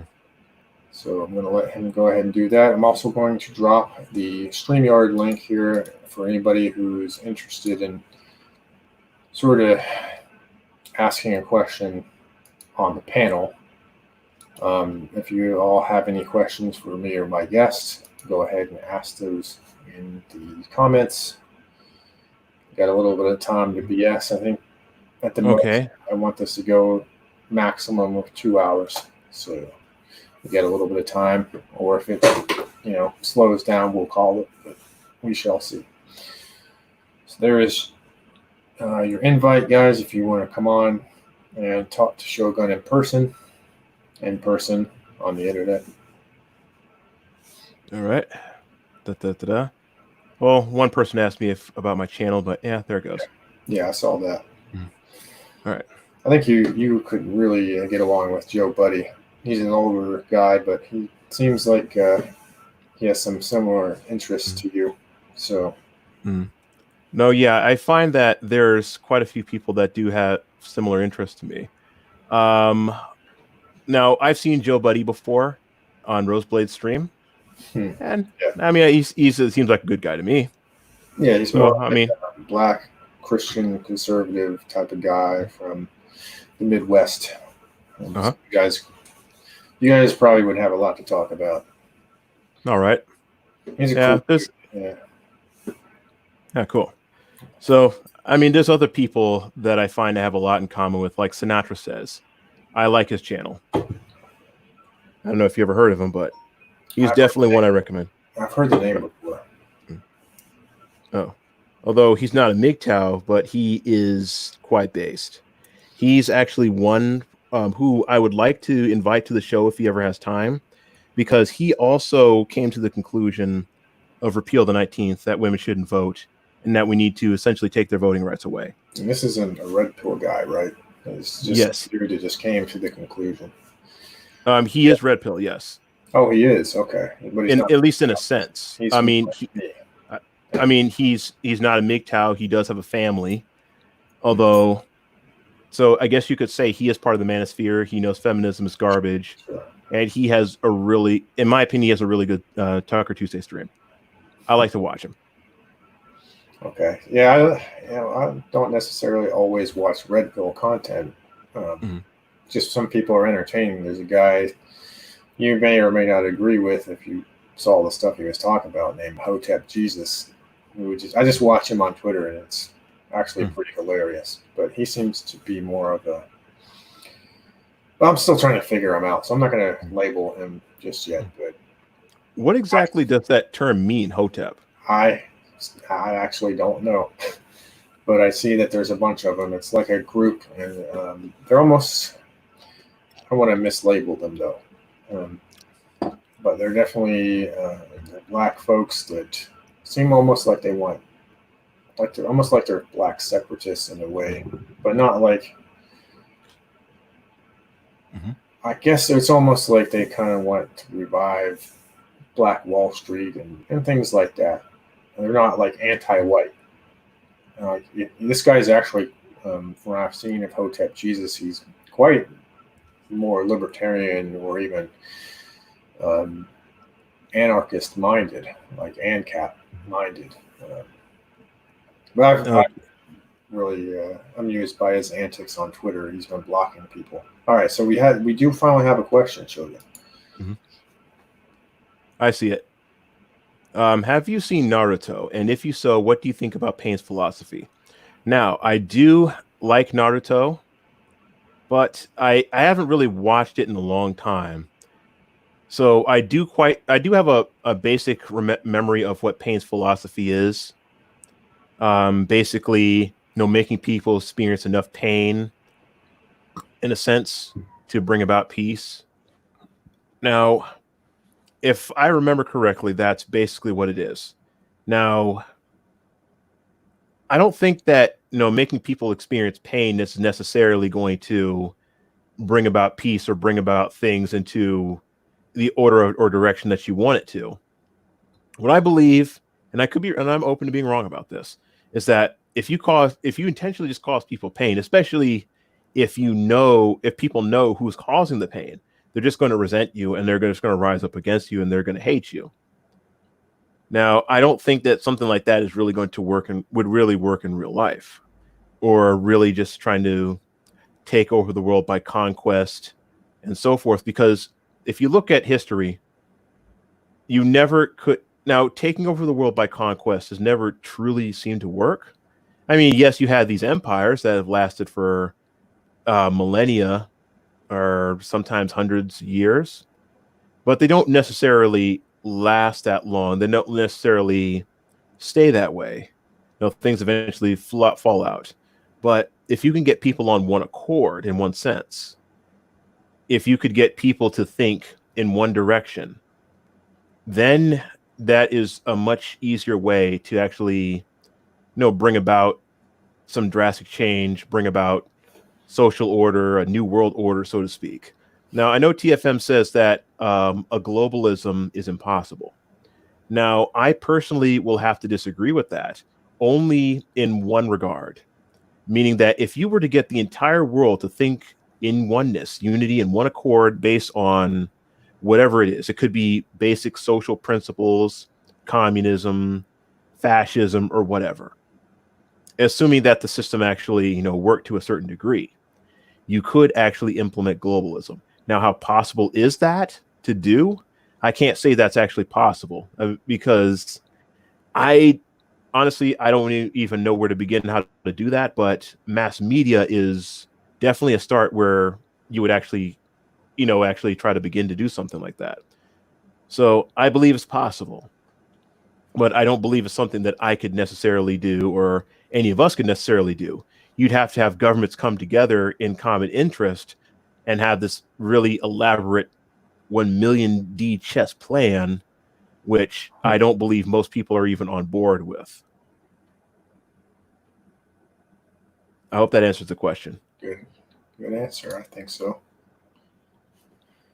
I mean, I've talked to some people about what's going on, and just I come to a couple of conclusions. You have, in my opinion, two choices. Number one is the one I don't want, but you got to fight. You got to have a war. It's the only way, to fix shit. Or you have to change the culture. That's option number two. Now, as it's been pointed out before, the left understands this very, very well, and they employ it, changing the culture. I mean, they're doing it now. I see it in my social media feeds. I see, like, basically these white liberal, lefty scums talking about if you don't support BLM, and they're also promoting the riots. They're basically saying the riots are good and there's no problem with it. But they're basically saying if you do not support this, then you are immoral, and I will delete you from my friends and all this other trash. And I'm just like, don't let the door hit you on the ass, on the way out.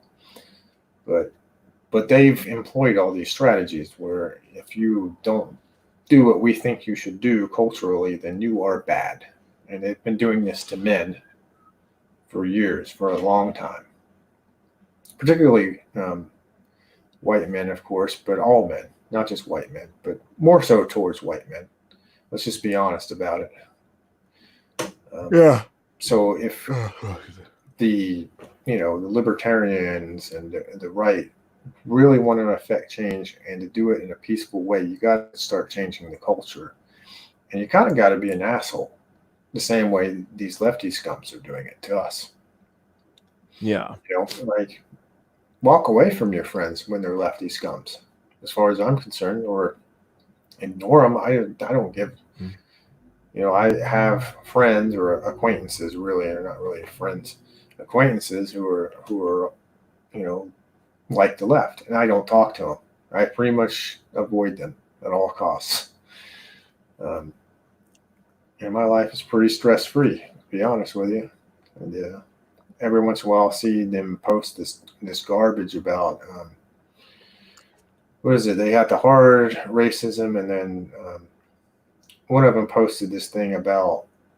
Remember when you said all lives matter? They're like that equals racism, and to say not all cops are bad is some sort of soft racism. And it's just some sort of pyramid of infantilization, basically, of non-whites, which You know what? is particularly disgusting. Go I ahead. agree. Okay, so frankly, in that regard, you have my permission to be racist. I, a black man, am telling you that it's okay to be white, and it's okay to say that not all police, because I've met some good police in my lifetime. Some of them that were kind enough to give me a ride, kind enough to give me advice as to not put myself in this kind of position. And I've never met a cop that I didn't get along with. Not a single one. And I've had them approach me multiple times for multiple different reasons. But I knew how to conduct myself. And I knew that if I were to get uppity and go, well, what are you bothering me for? I didn't do nothing, man. Well, leave me alone, man. It's just when you do that, that automatically makes the cops think, okay, is this person hiding something? And if so, what is it? And they're likely going to, pry at you. So, Well, it's almost like people forgot how to talk to other people anymore. Yeah. How to communicate. It's just very strange. Like you said, if I was a policeman, I've worked a similar job that involved a lot of the same stuff, except for I didn't have arrest powers. I had the power to detain people and put them in cuffs. Right. I've had a lot of the same training. I did almost become a state trooper though. Mm-hmm. But I've had a lot of the same training, except for mine was probably a little more military style, but military police. I've had that type of training. I'll be honest, it never occurred to me to put my knee on somebody's neck. I know that guy didn't die of that. I believe the autopsy said a heart attack, but still. You know what? That reminds me of a meme I saw, and it said white privilege is having two knees on your neck. And there was a white guy who had two different police officers on two opposite sides putting their knee on his neck. I mean, I don't think he died from it, but still. Oh, if you're resisting arrest and you're especially if you're a big guy, knowing that you're a fairly dangerous suspect, they are authorized to use that kind of force. And the more you fight, the more they're going to fight back. But the average person just doesn't understand that, either that or they just don't want to think about that. They want to just say, oh, cops are racist and so on and so on. It's kind of like with the whole George Floyd thing. Now, you see, he was a criminal. Now, they don't tell you on the news the whole story about how he actually was resisting arrest and how he was like using a fake 20 and so on. Now, do I believe that he deserved to die over a fake 20? No, I'm not saying that. But I am saying that whether you believe heaven exists or not, he is not there. Well, I won't say it was sloppy police work. I won't say that they deserve to lose their job and stuff like that. It was very sloppy. Yeah, right. I agree with that at all. But my point was though was just about the culture, man. Mm-hmm. Yeah, and a lot of these conversations is like playing into their narrative. Right, because you see, if there's one thing I noticed about black people in general, is that they're always looking for something to actually use against the Republicans to say as something is racist, just so they can get the free gives, or they can get more power, or they can trade the victim points into at the local oppression store for whatever gives. That's basically how they operate. That goes for the boomers, especially because the boomers are always talking about how they deserve reparations, reserve restitution, and so on. Generation X, no, because no, they were raised to. I mean, they were basically raised by welfare queens, and future generations also. I mean, that are basically just going off of what they heard and what they've seen their entire lives. So the whole thing is one big mess. You talk about. I mean, black people talk about how they want to be treated equally, they want equal representation, equal rights, and so forth. But whenever but you don't even take that type of stride yourself to realize that type of goal, because it's basically it's kind of like how feminists want it. You basically want the privilege that suits you best. Well, And that is why. Go ahead. Sorry, I just had a Okay. thought. And that is why I frankly don't even care about the so-called black rights thing anymore. I care about my own rights. I care about how I am treated. And frankly, I just don't care about the rest of them, because I especially when it comes to previous generation, they say, I've been your age, you ain't been mine. Well, at the same time, it's like I'm the only one that's thinking rationally about this and seeing how we're all being played for the fools that we are. Or I should say they are. Well, how do you feel about, I mean, just being infantilized and acting, certain individuals, typically the white liberals, usually female, that try to infantilize you and act like, you have no agency. And I mean, and I don't know about your experience, but everywhere I look, it's white people like walking on eggshells around non-whites, doing backwards flips, cartwheels, and somersaults to try not to offend them. And it's like, you know what? They have feelings, but God, they ain't that soft, dude. Like, chill the fuck out. Right. You see, a lot of us black people were not. Well, I mean, let's face it, a lot of us are. But I've been raised around a lot of us that aren't. Or at least in my family, we generally aren't. Especially my dad's side. At least I hope my mom's side. But I can't say that. I can't say that anymore for certain people. But that being said, no, I don't care. You see, I'm not pissed off about slavery. I don't care about slavery because there's nothing I can do about that. I can't go back in time and change it. I'm not asking for reparations for it. All I ask is that we just move on from it. You see, this is one of my analogies. I say that why would I come after? Why? Okay, let's say your great grandfather slapped me and he's dead. Why would I come back to you for revenge? It doesn't make any sense. No. Right. So that being said, what is getting revenge going to do for me? Is it just going to make me feel better?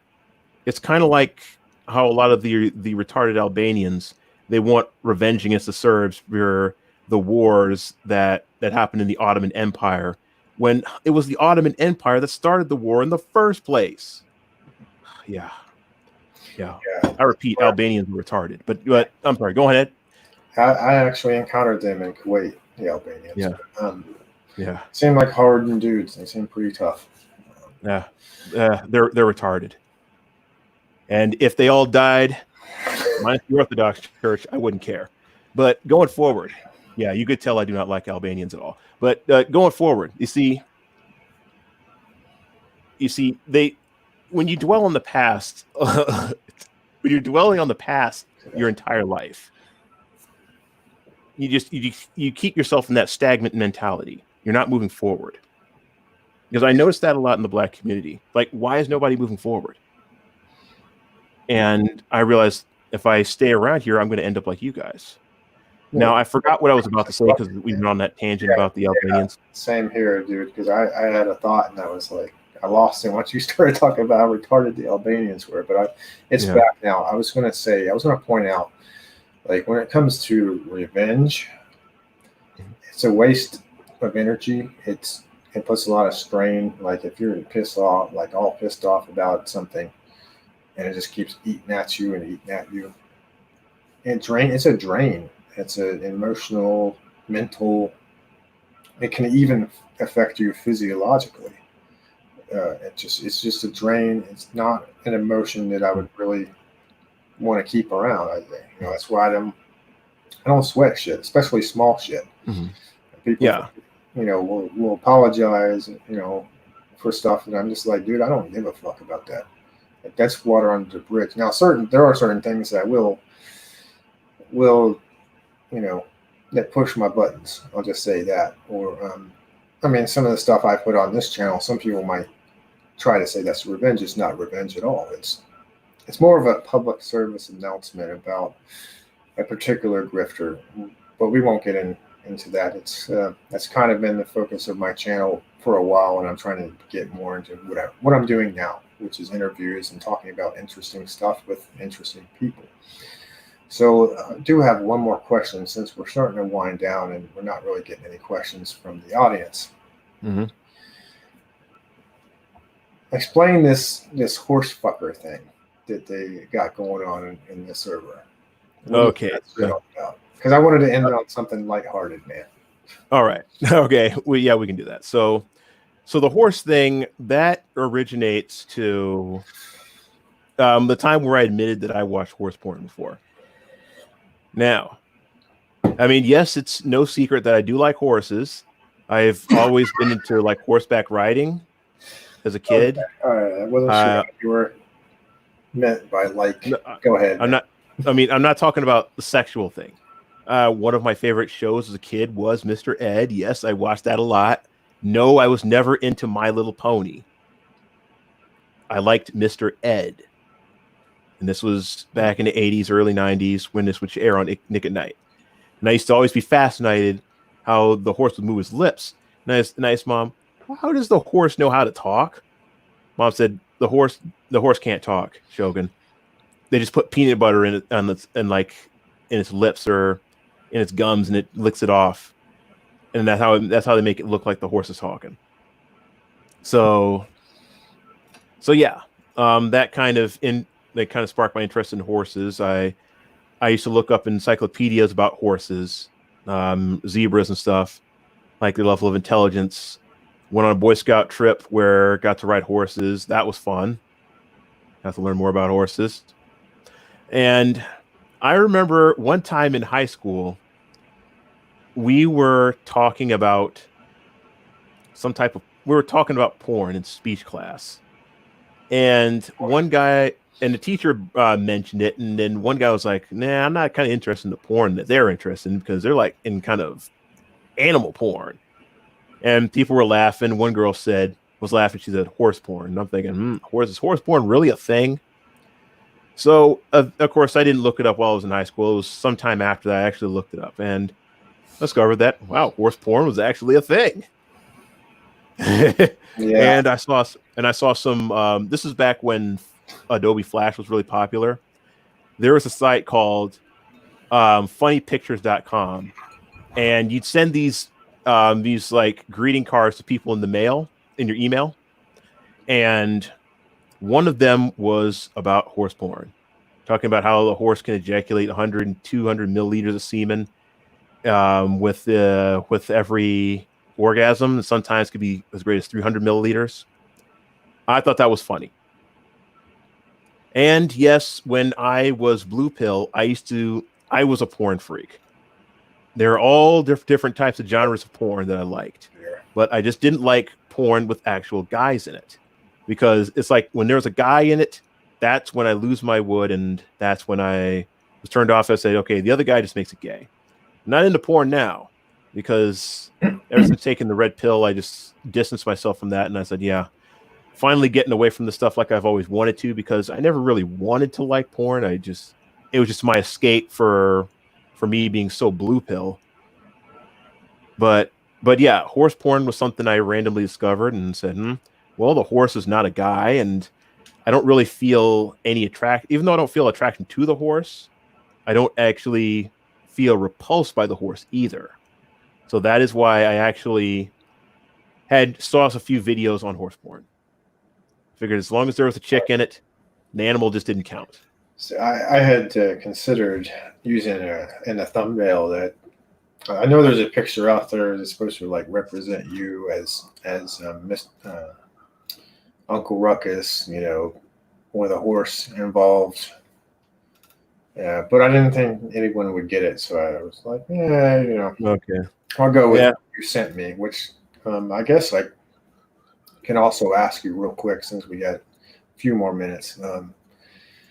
What is the thing like you like the apparently like the Jubilee character, and you've used that the X-Men Jubilee character to sort of represent you. So can you give us a quick explanation about that too? All right. So the Jubilee thing is a bit more difficult to explain because there are some things that are just exclusively tied to one person. Mm-hmm. Because basically, when it comes to attraction, desire, preferences, and so forth, it basically boils down to a chemical reaction into one's head, and it can be boiled down to even simple shapes, which I'll demonstrate. So, one of those being, well, I mean, before I even get into the shapes, now, now what developed my taste in women was actually a product of its time. Now, back in '85, one of my favorite cartoons was Gem and the Holograms. Now, if you're not old like me, then you probably won't remember it. I mean, I know you're slightly older than me, Wolf, Yeah, yeah. so you might actually remember that. I mean, yes, it was technically a chick cartoon, but I actually thought those girls were cute back in the '80s. So that know what that kind of molded and shaped my taste, so to speak.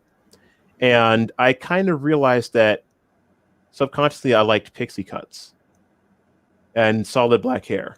I mean, not always solid black hair, but I like the hair a certain way. I mean, this was, of course, I was prepubescent. I just thought it was cute, so I didn't really think a whole lot of it. So, I mean, there are different variations of it. It's not always the same. Like, I liked Lisa Stansfield back in the '80s. I thought she was cute.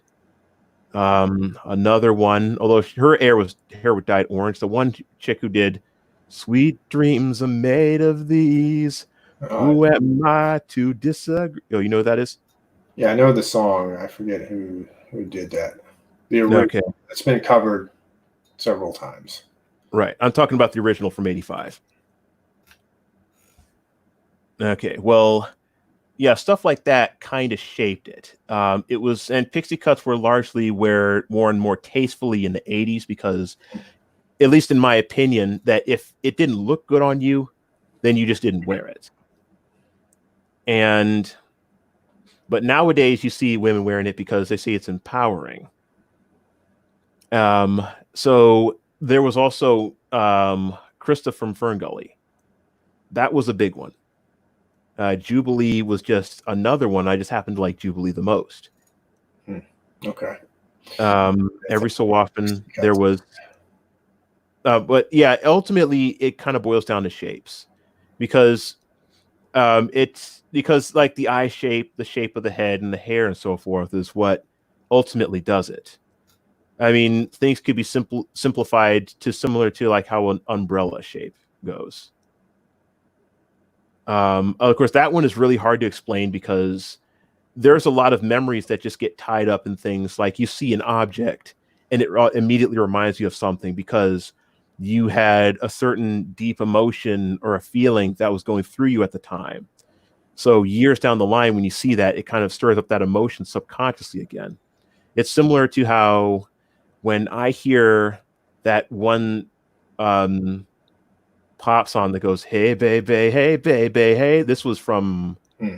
90, well, late 90s, early 2000s. I'm pretty sure it was early 2000s, 2002, 2001, maybe. I don't remember. But that makes me think of Castlevania 64 because during that time, my then sister-in-law had gave us an N64, and Castlevania 64 was one of the games. And that was that was actually my favorite game for N64 at the time. And yes, Carrie Fernandez is actually one of those from that actually kind of stimulates the attraction there because she has the hair and the face that I like, just a slightly different variation of it. So when I hear that song, I'm thinking of that game because I was very enthralled with the storyline and other things regarding it, because it was a huge escape from reality, from a reality that I really hated, because I hated school, I hated my family, and frankly, I basically hated everything that wasn't video games, computers, and involved other humans. You almost had like an emo phase there. Yeah, kind of. Well, well, there's a saying that says emos hate themselves, but goths hate everything, everyone. I did kind of hate myself at one point, but eventually, I got over that and realized that, you know what, I'm pretty darn awesome. You have a great story, man. Like you were the underdog, you could say, and you came back. And there's a lot of guys in the red pill community, and especially the black pill community, who could learn a lot from what you've done. Because I don't know how much you know about the black pill guys, but they seem like they hate everything. Like they obviously don't like guys like me who are red pill but still deal with women. Yeah. Go get dates and stuff like that. They don't like the so-called PUAs. Right. I mean, there's whatever, and they don't like MGTOW because they think you're just copers. Yeah, you're always going to run into those types. I noticed even yesterday. Now, I'm not going to get too detailed into this because part of this is, what I brought up in the mod chat when I was moderating TFM server. Now, there is one girl that is on our server, and without saying her name, I actually brought her name up. I was like, because I was just basically kind of playing around saying, alert, thought alert detected, and and nobody really paid her any mind. But yesterday, let's just say there was a bit of drama going on involving her because people eventually found out that she was a woman, even though she would rarely speak there, if ever. And people were saying that I'm being thirsty just because I was talking to her and just having a little fun, because that's what I like to do. I like to have a little fun with certain people. Like there are some people that are clearly trolling and others that are not. Like even when a certain person who maybe I shouldn't name, but let's just say it's a guy that you and I both know and love, he actually came back to the server and started messing with another person that we all know. And I thought it was hilarious. I knew who it was, but I didn't say anything because I was like, yes, this is awesome. Grab my popcorn and I'm going to enjoy this until it's over because it was hilarious. And it's not that I was quote unquote supporting no trolling the server, but it was funny. I like it's funny in a lighthearted way, as long as you're not being much of a dick, Yeah, and I remember even before I came was part of the show, back in the Twitch days, there was a girl that wandered onto the stream, and I said, you know what, let me talk to her off the chat because everybody's getting riled up, like, oh no, a woman, get out of here, suck my dick. Sorry. So there's a lot of red pill rage going on sometimes in that server. A lot of the older guys I noticed, moved on. Mm-hmm. Well, so that's I can understand that because basically you can only stay in a certain state for so long. I mean, because even when going back to that story I was telling you about the girl on Twitch, is that I actually said, let me talk to you privately. I was basically doing that, to get her attention away from the chat so everything can go back to normal. I wasn't moderating or anything like that. And then one guy was saying, I'm blocking you because you're thirsty. I'm like, my goodness. I mean, let's face it, some of these people are stupid, just downright stupid. I'm just going to flat out say it. And they basically, and they're stuck at this one point where they advance no further. It's almost like that part. I think it was what's the name of the movie? Came out in the early 90s. Oh, The Never Ending Story 2. The part where they could go no further. Right. Something like that. It's kind of like that. So yeah, those types of people, you can't exactly nudge them into the self-actualization state. But what you can do is, you can lead by example. You can not deal with them, which you can basically just do a combination of both with. So I don't care if someone calls me thirsty for talking to a woman, saying hello, because frankly, I don't care. I'm well beyond that stage. It doesn't matter that you're a woman to me. If you're, I don't claim, I'm not looking for a DeWalt. Don't even claim that you are one, because that's not, I don't even have. It's a red flag right there. Right. But frankly, I understand that there are some people that think that MGTOW is just their way of just kind of striking back at women, saying, well, yeah, well, you're just too good to have me, and the sour grapes thing and all. You're going to have that type, but it's whatever. Some of them, the black pill people, what I was getting at was they see MGTOW as a cope. Basically, they're saying you're MGTOW are a bunch of guys that are too ugly, particularly because they're particularly about looks, but that you're just not attractive enough, so that you're coping by saying, well, I'm walking away. So they're basically telling you that you're incels like them is essentially what they're, but you're also wanting to claim that you're not. Right. They're basically projecting their own nature upon you. Sure, they do that. Because it's not about looks. I mean, looks does help, but at the same time, it's not primarily about that. Because what do men have that women don't? Men don't have a fertility window. We don't have an expiration date either. You see, there's an analogy that I made. I can't remember exactly what. It's like women are like gold. Men are like currency or stock or whatever you want, because gold has its value front loaded to it. Now, I mean, gold is very resistant to corrosion. So, people are always going to value vagina and pussy one way or another, which is fine. But gold is not completely resistant to corrosion. I mean, when it's when you have jewelry that's tarnished and so on, now it tends to lose its value. And when that jewelry is worn out and broken, then it's not quite as desirable. But a man, his value can be. Then there are things that man can do to actually increase his value, and things that he can do to actually hurt his value as well. Think of him as like a company or your private economy or something like that. And if your stock or your currency or whatever you want to equate it to is actually worth more than average, then women are going to be more likely to trade that gold for that stock, especially if that stock is exceeding the price of gold. Because women, they want to be with men that are above them. They don't want to be with someone that's beneath them. That's just not how that works. That's what hypergamy is.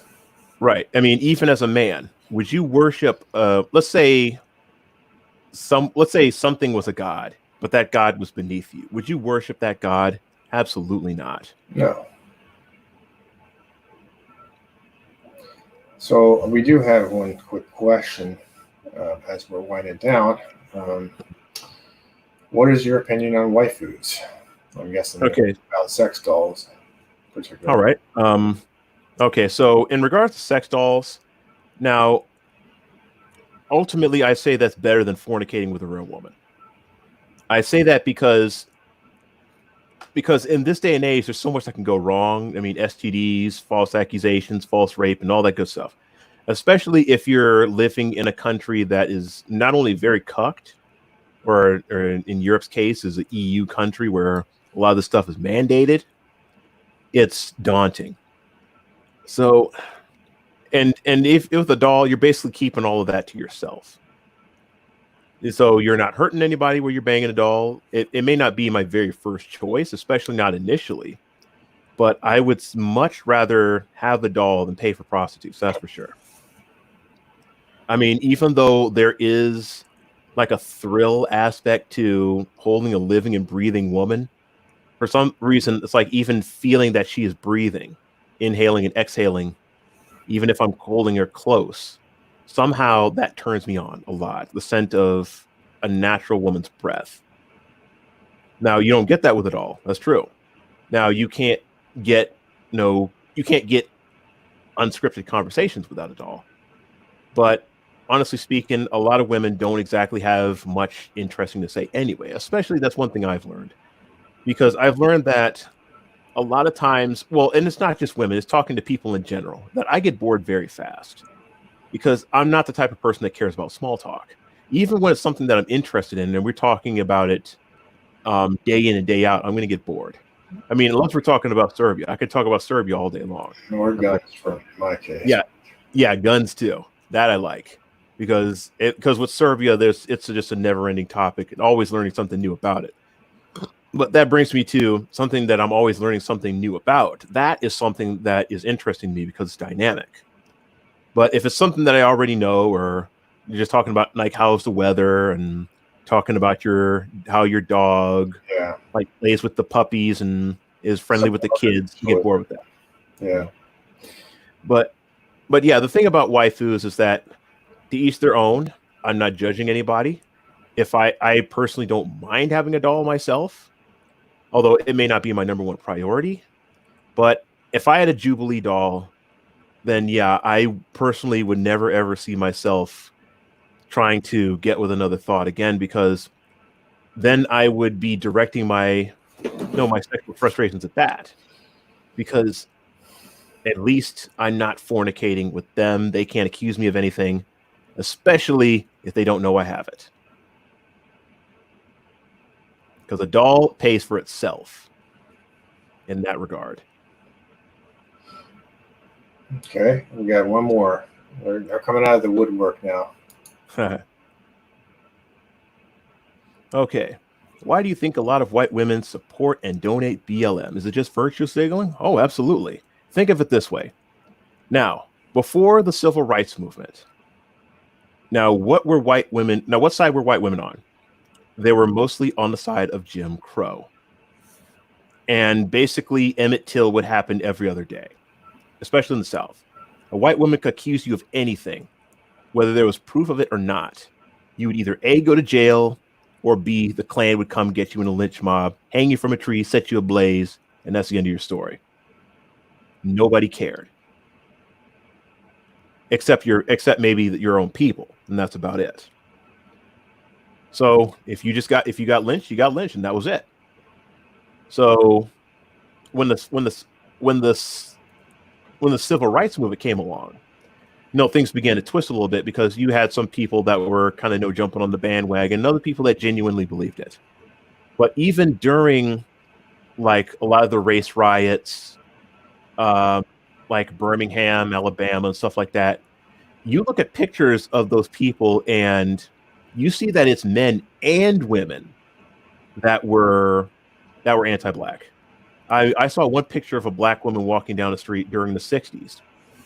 And she wasn't doing anything. She was just walking, even though there were crowds hoarding around her. But there was this white woman that had this like death stare on her face. And you could tell that she was basically just shouting at her.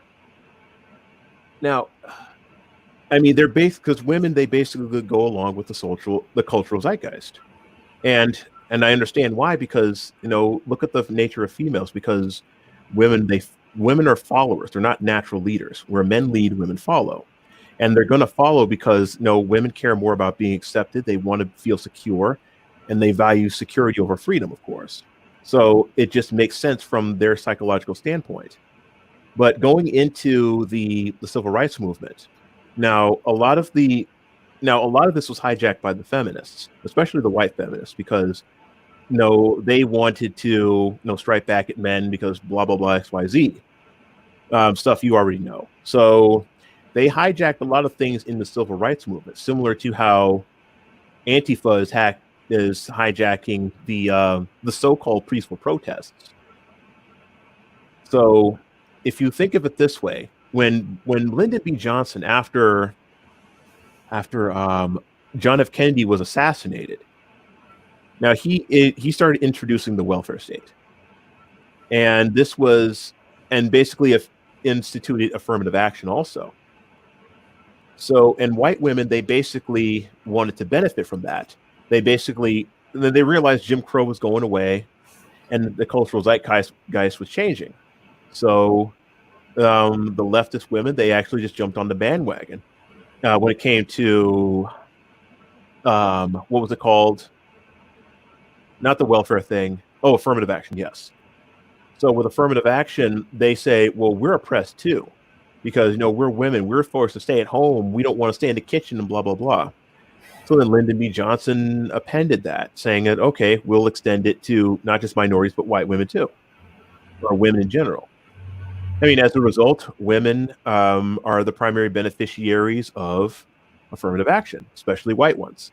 I can attest to that, especially during tech companies and the Fortune 500 ones. There's more white women than anything, except for Asians and East Indians, I'd say. I mean, especially when it comes to minorities, yeah, definitely more white women than anything. So, yeah, a lot of these women, they don't really care. They're basically just going on along with what's popular. And they know that, and I know nowadays they do that just because they don't want to be seen as racist. They don't want to be seen as sexist or xenophobic. I mean, so the thing about women is that if it benefits them, even at someone else's expense, they're going to do it. Especially if it's at their own men's expense, they're going to do it. So that's why you see them bowing down, talking about Black Lives Matter, especially knowing that white women, they're attacking whiteness altogether, because that's mostly what feminism is composed of, white women.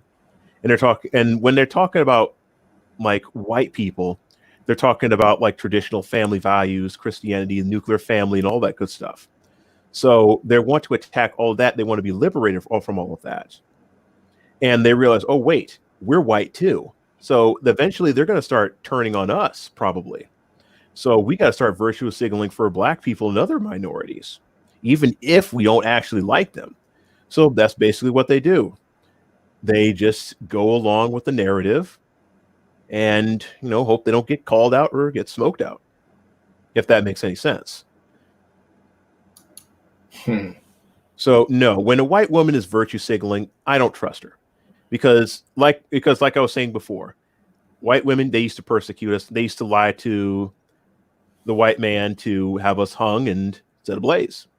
I'm not saying that they genuinely don't care, but I'm saying that they only care because they have to. They're just doing what's in their own best interest.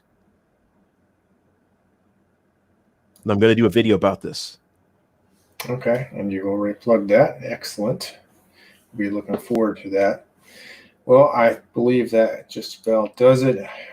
We're at almost 2 hours and 15 minutes, so we're gonna drop it here. Thank you so much for coming on, Shogun. It's been a long time coming, dude. Glad to have you on here. Well, yeah, thanks for having me. It's always good to be invited to certain people's channels. Although, once again, I'm not the greatest monologuer like TFM is, because that just never was my strong point. But that's why I script a lot of my videos and then jot a lot of my points down before actually doing it. And sometimes I have to rehearse it to make sure it sounds good. Right. Well, I think we're gonna we'll definitely have you back. I think we're gonna sometimes have round tables and stuff.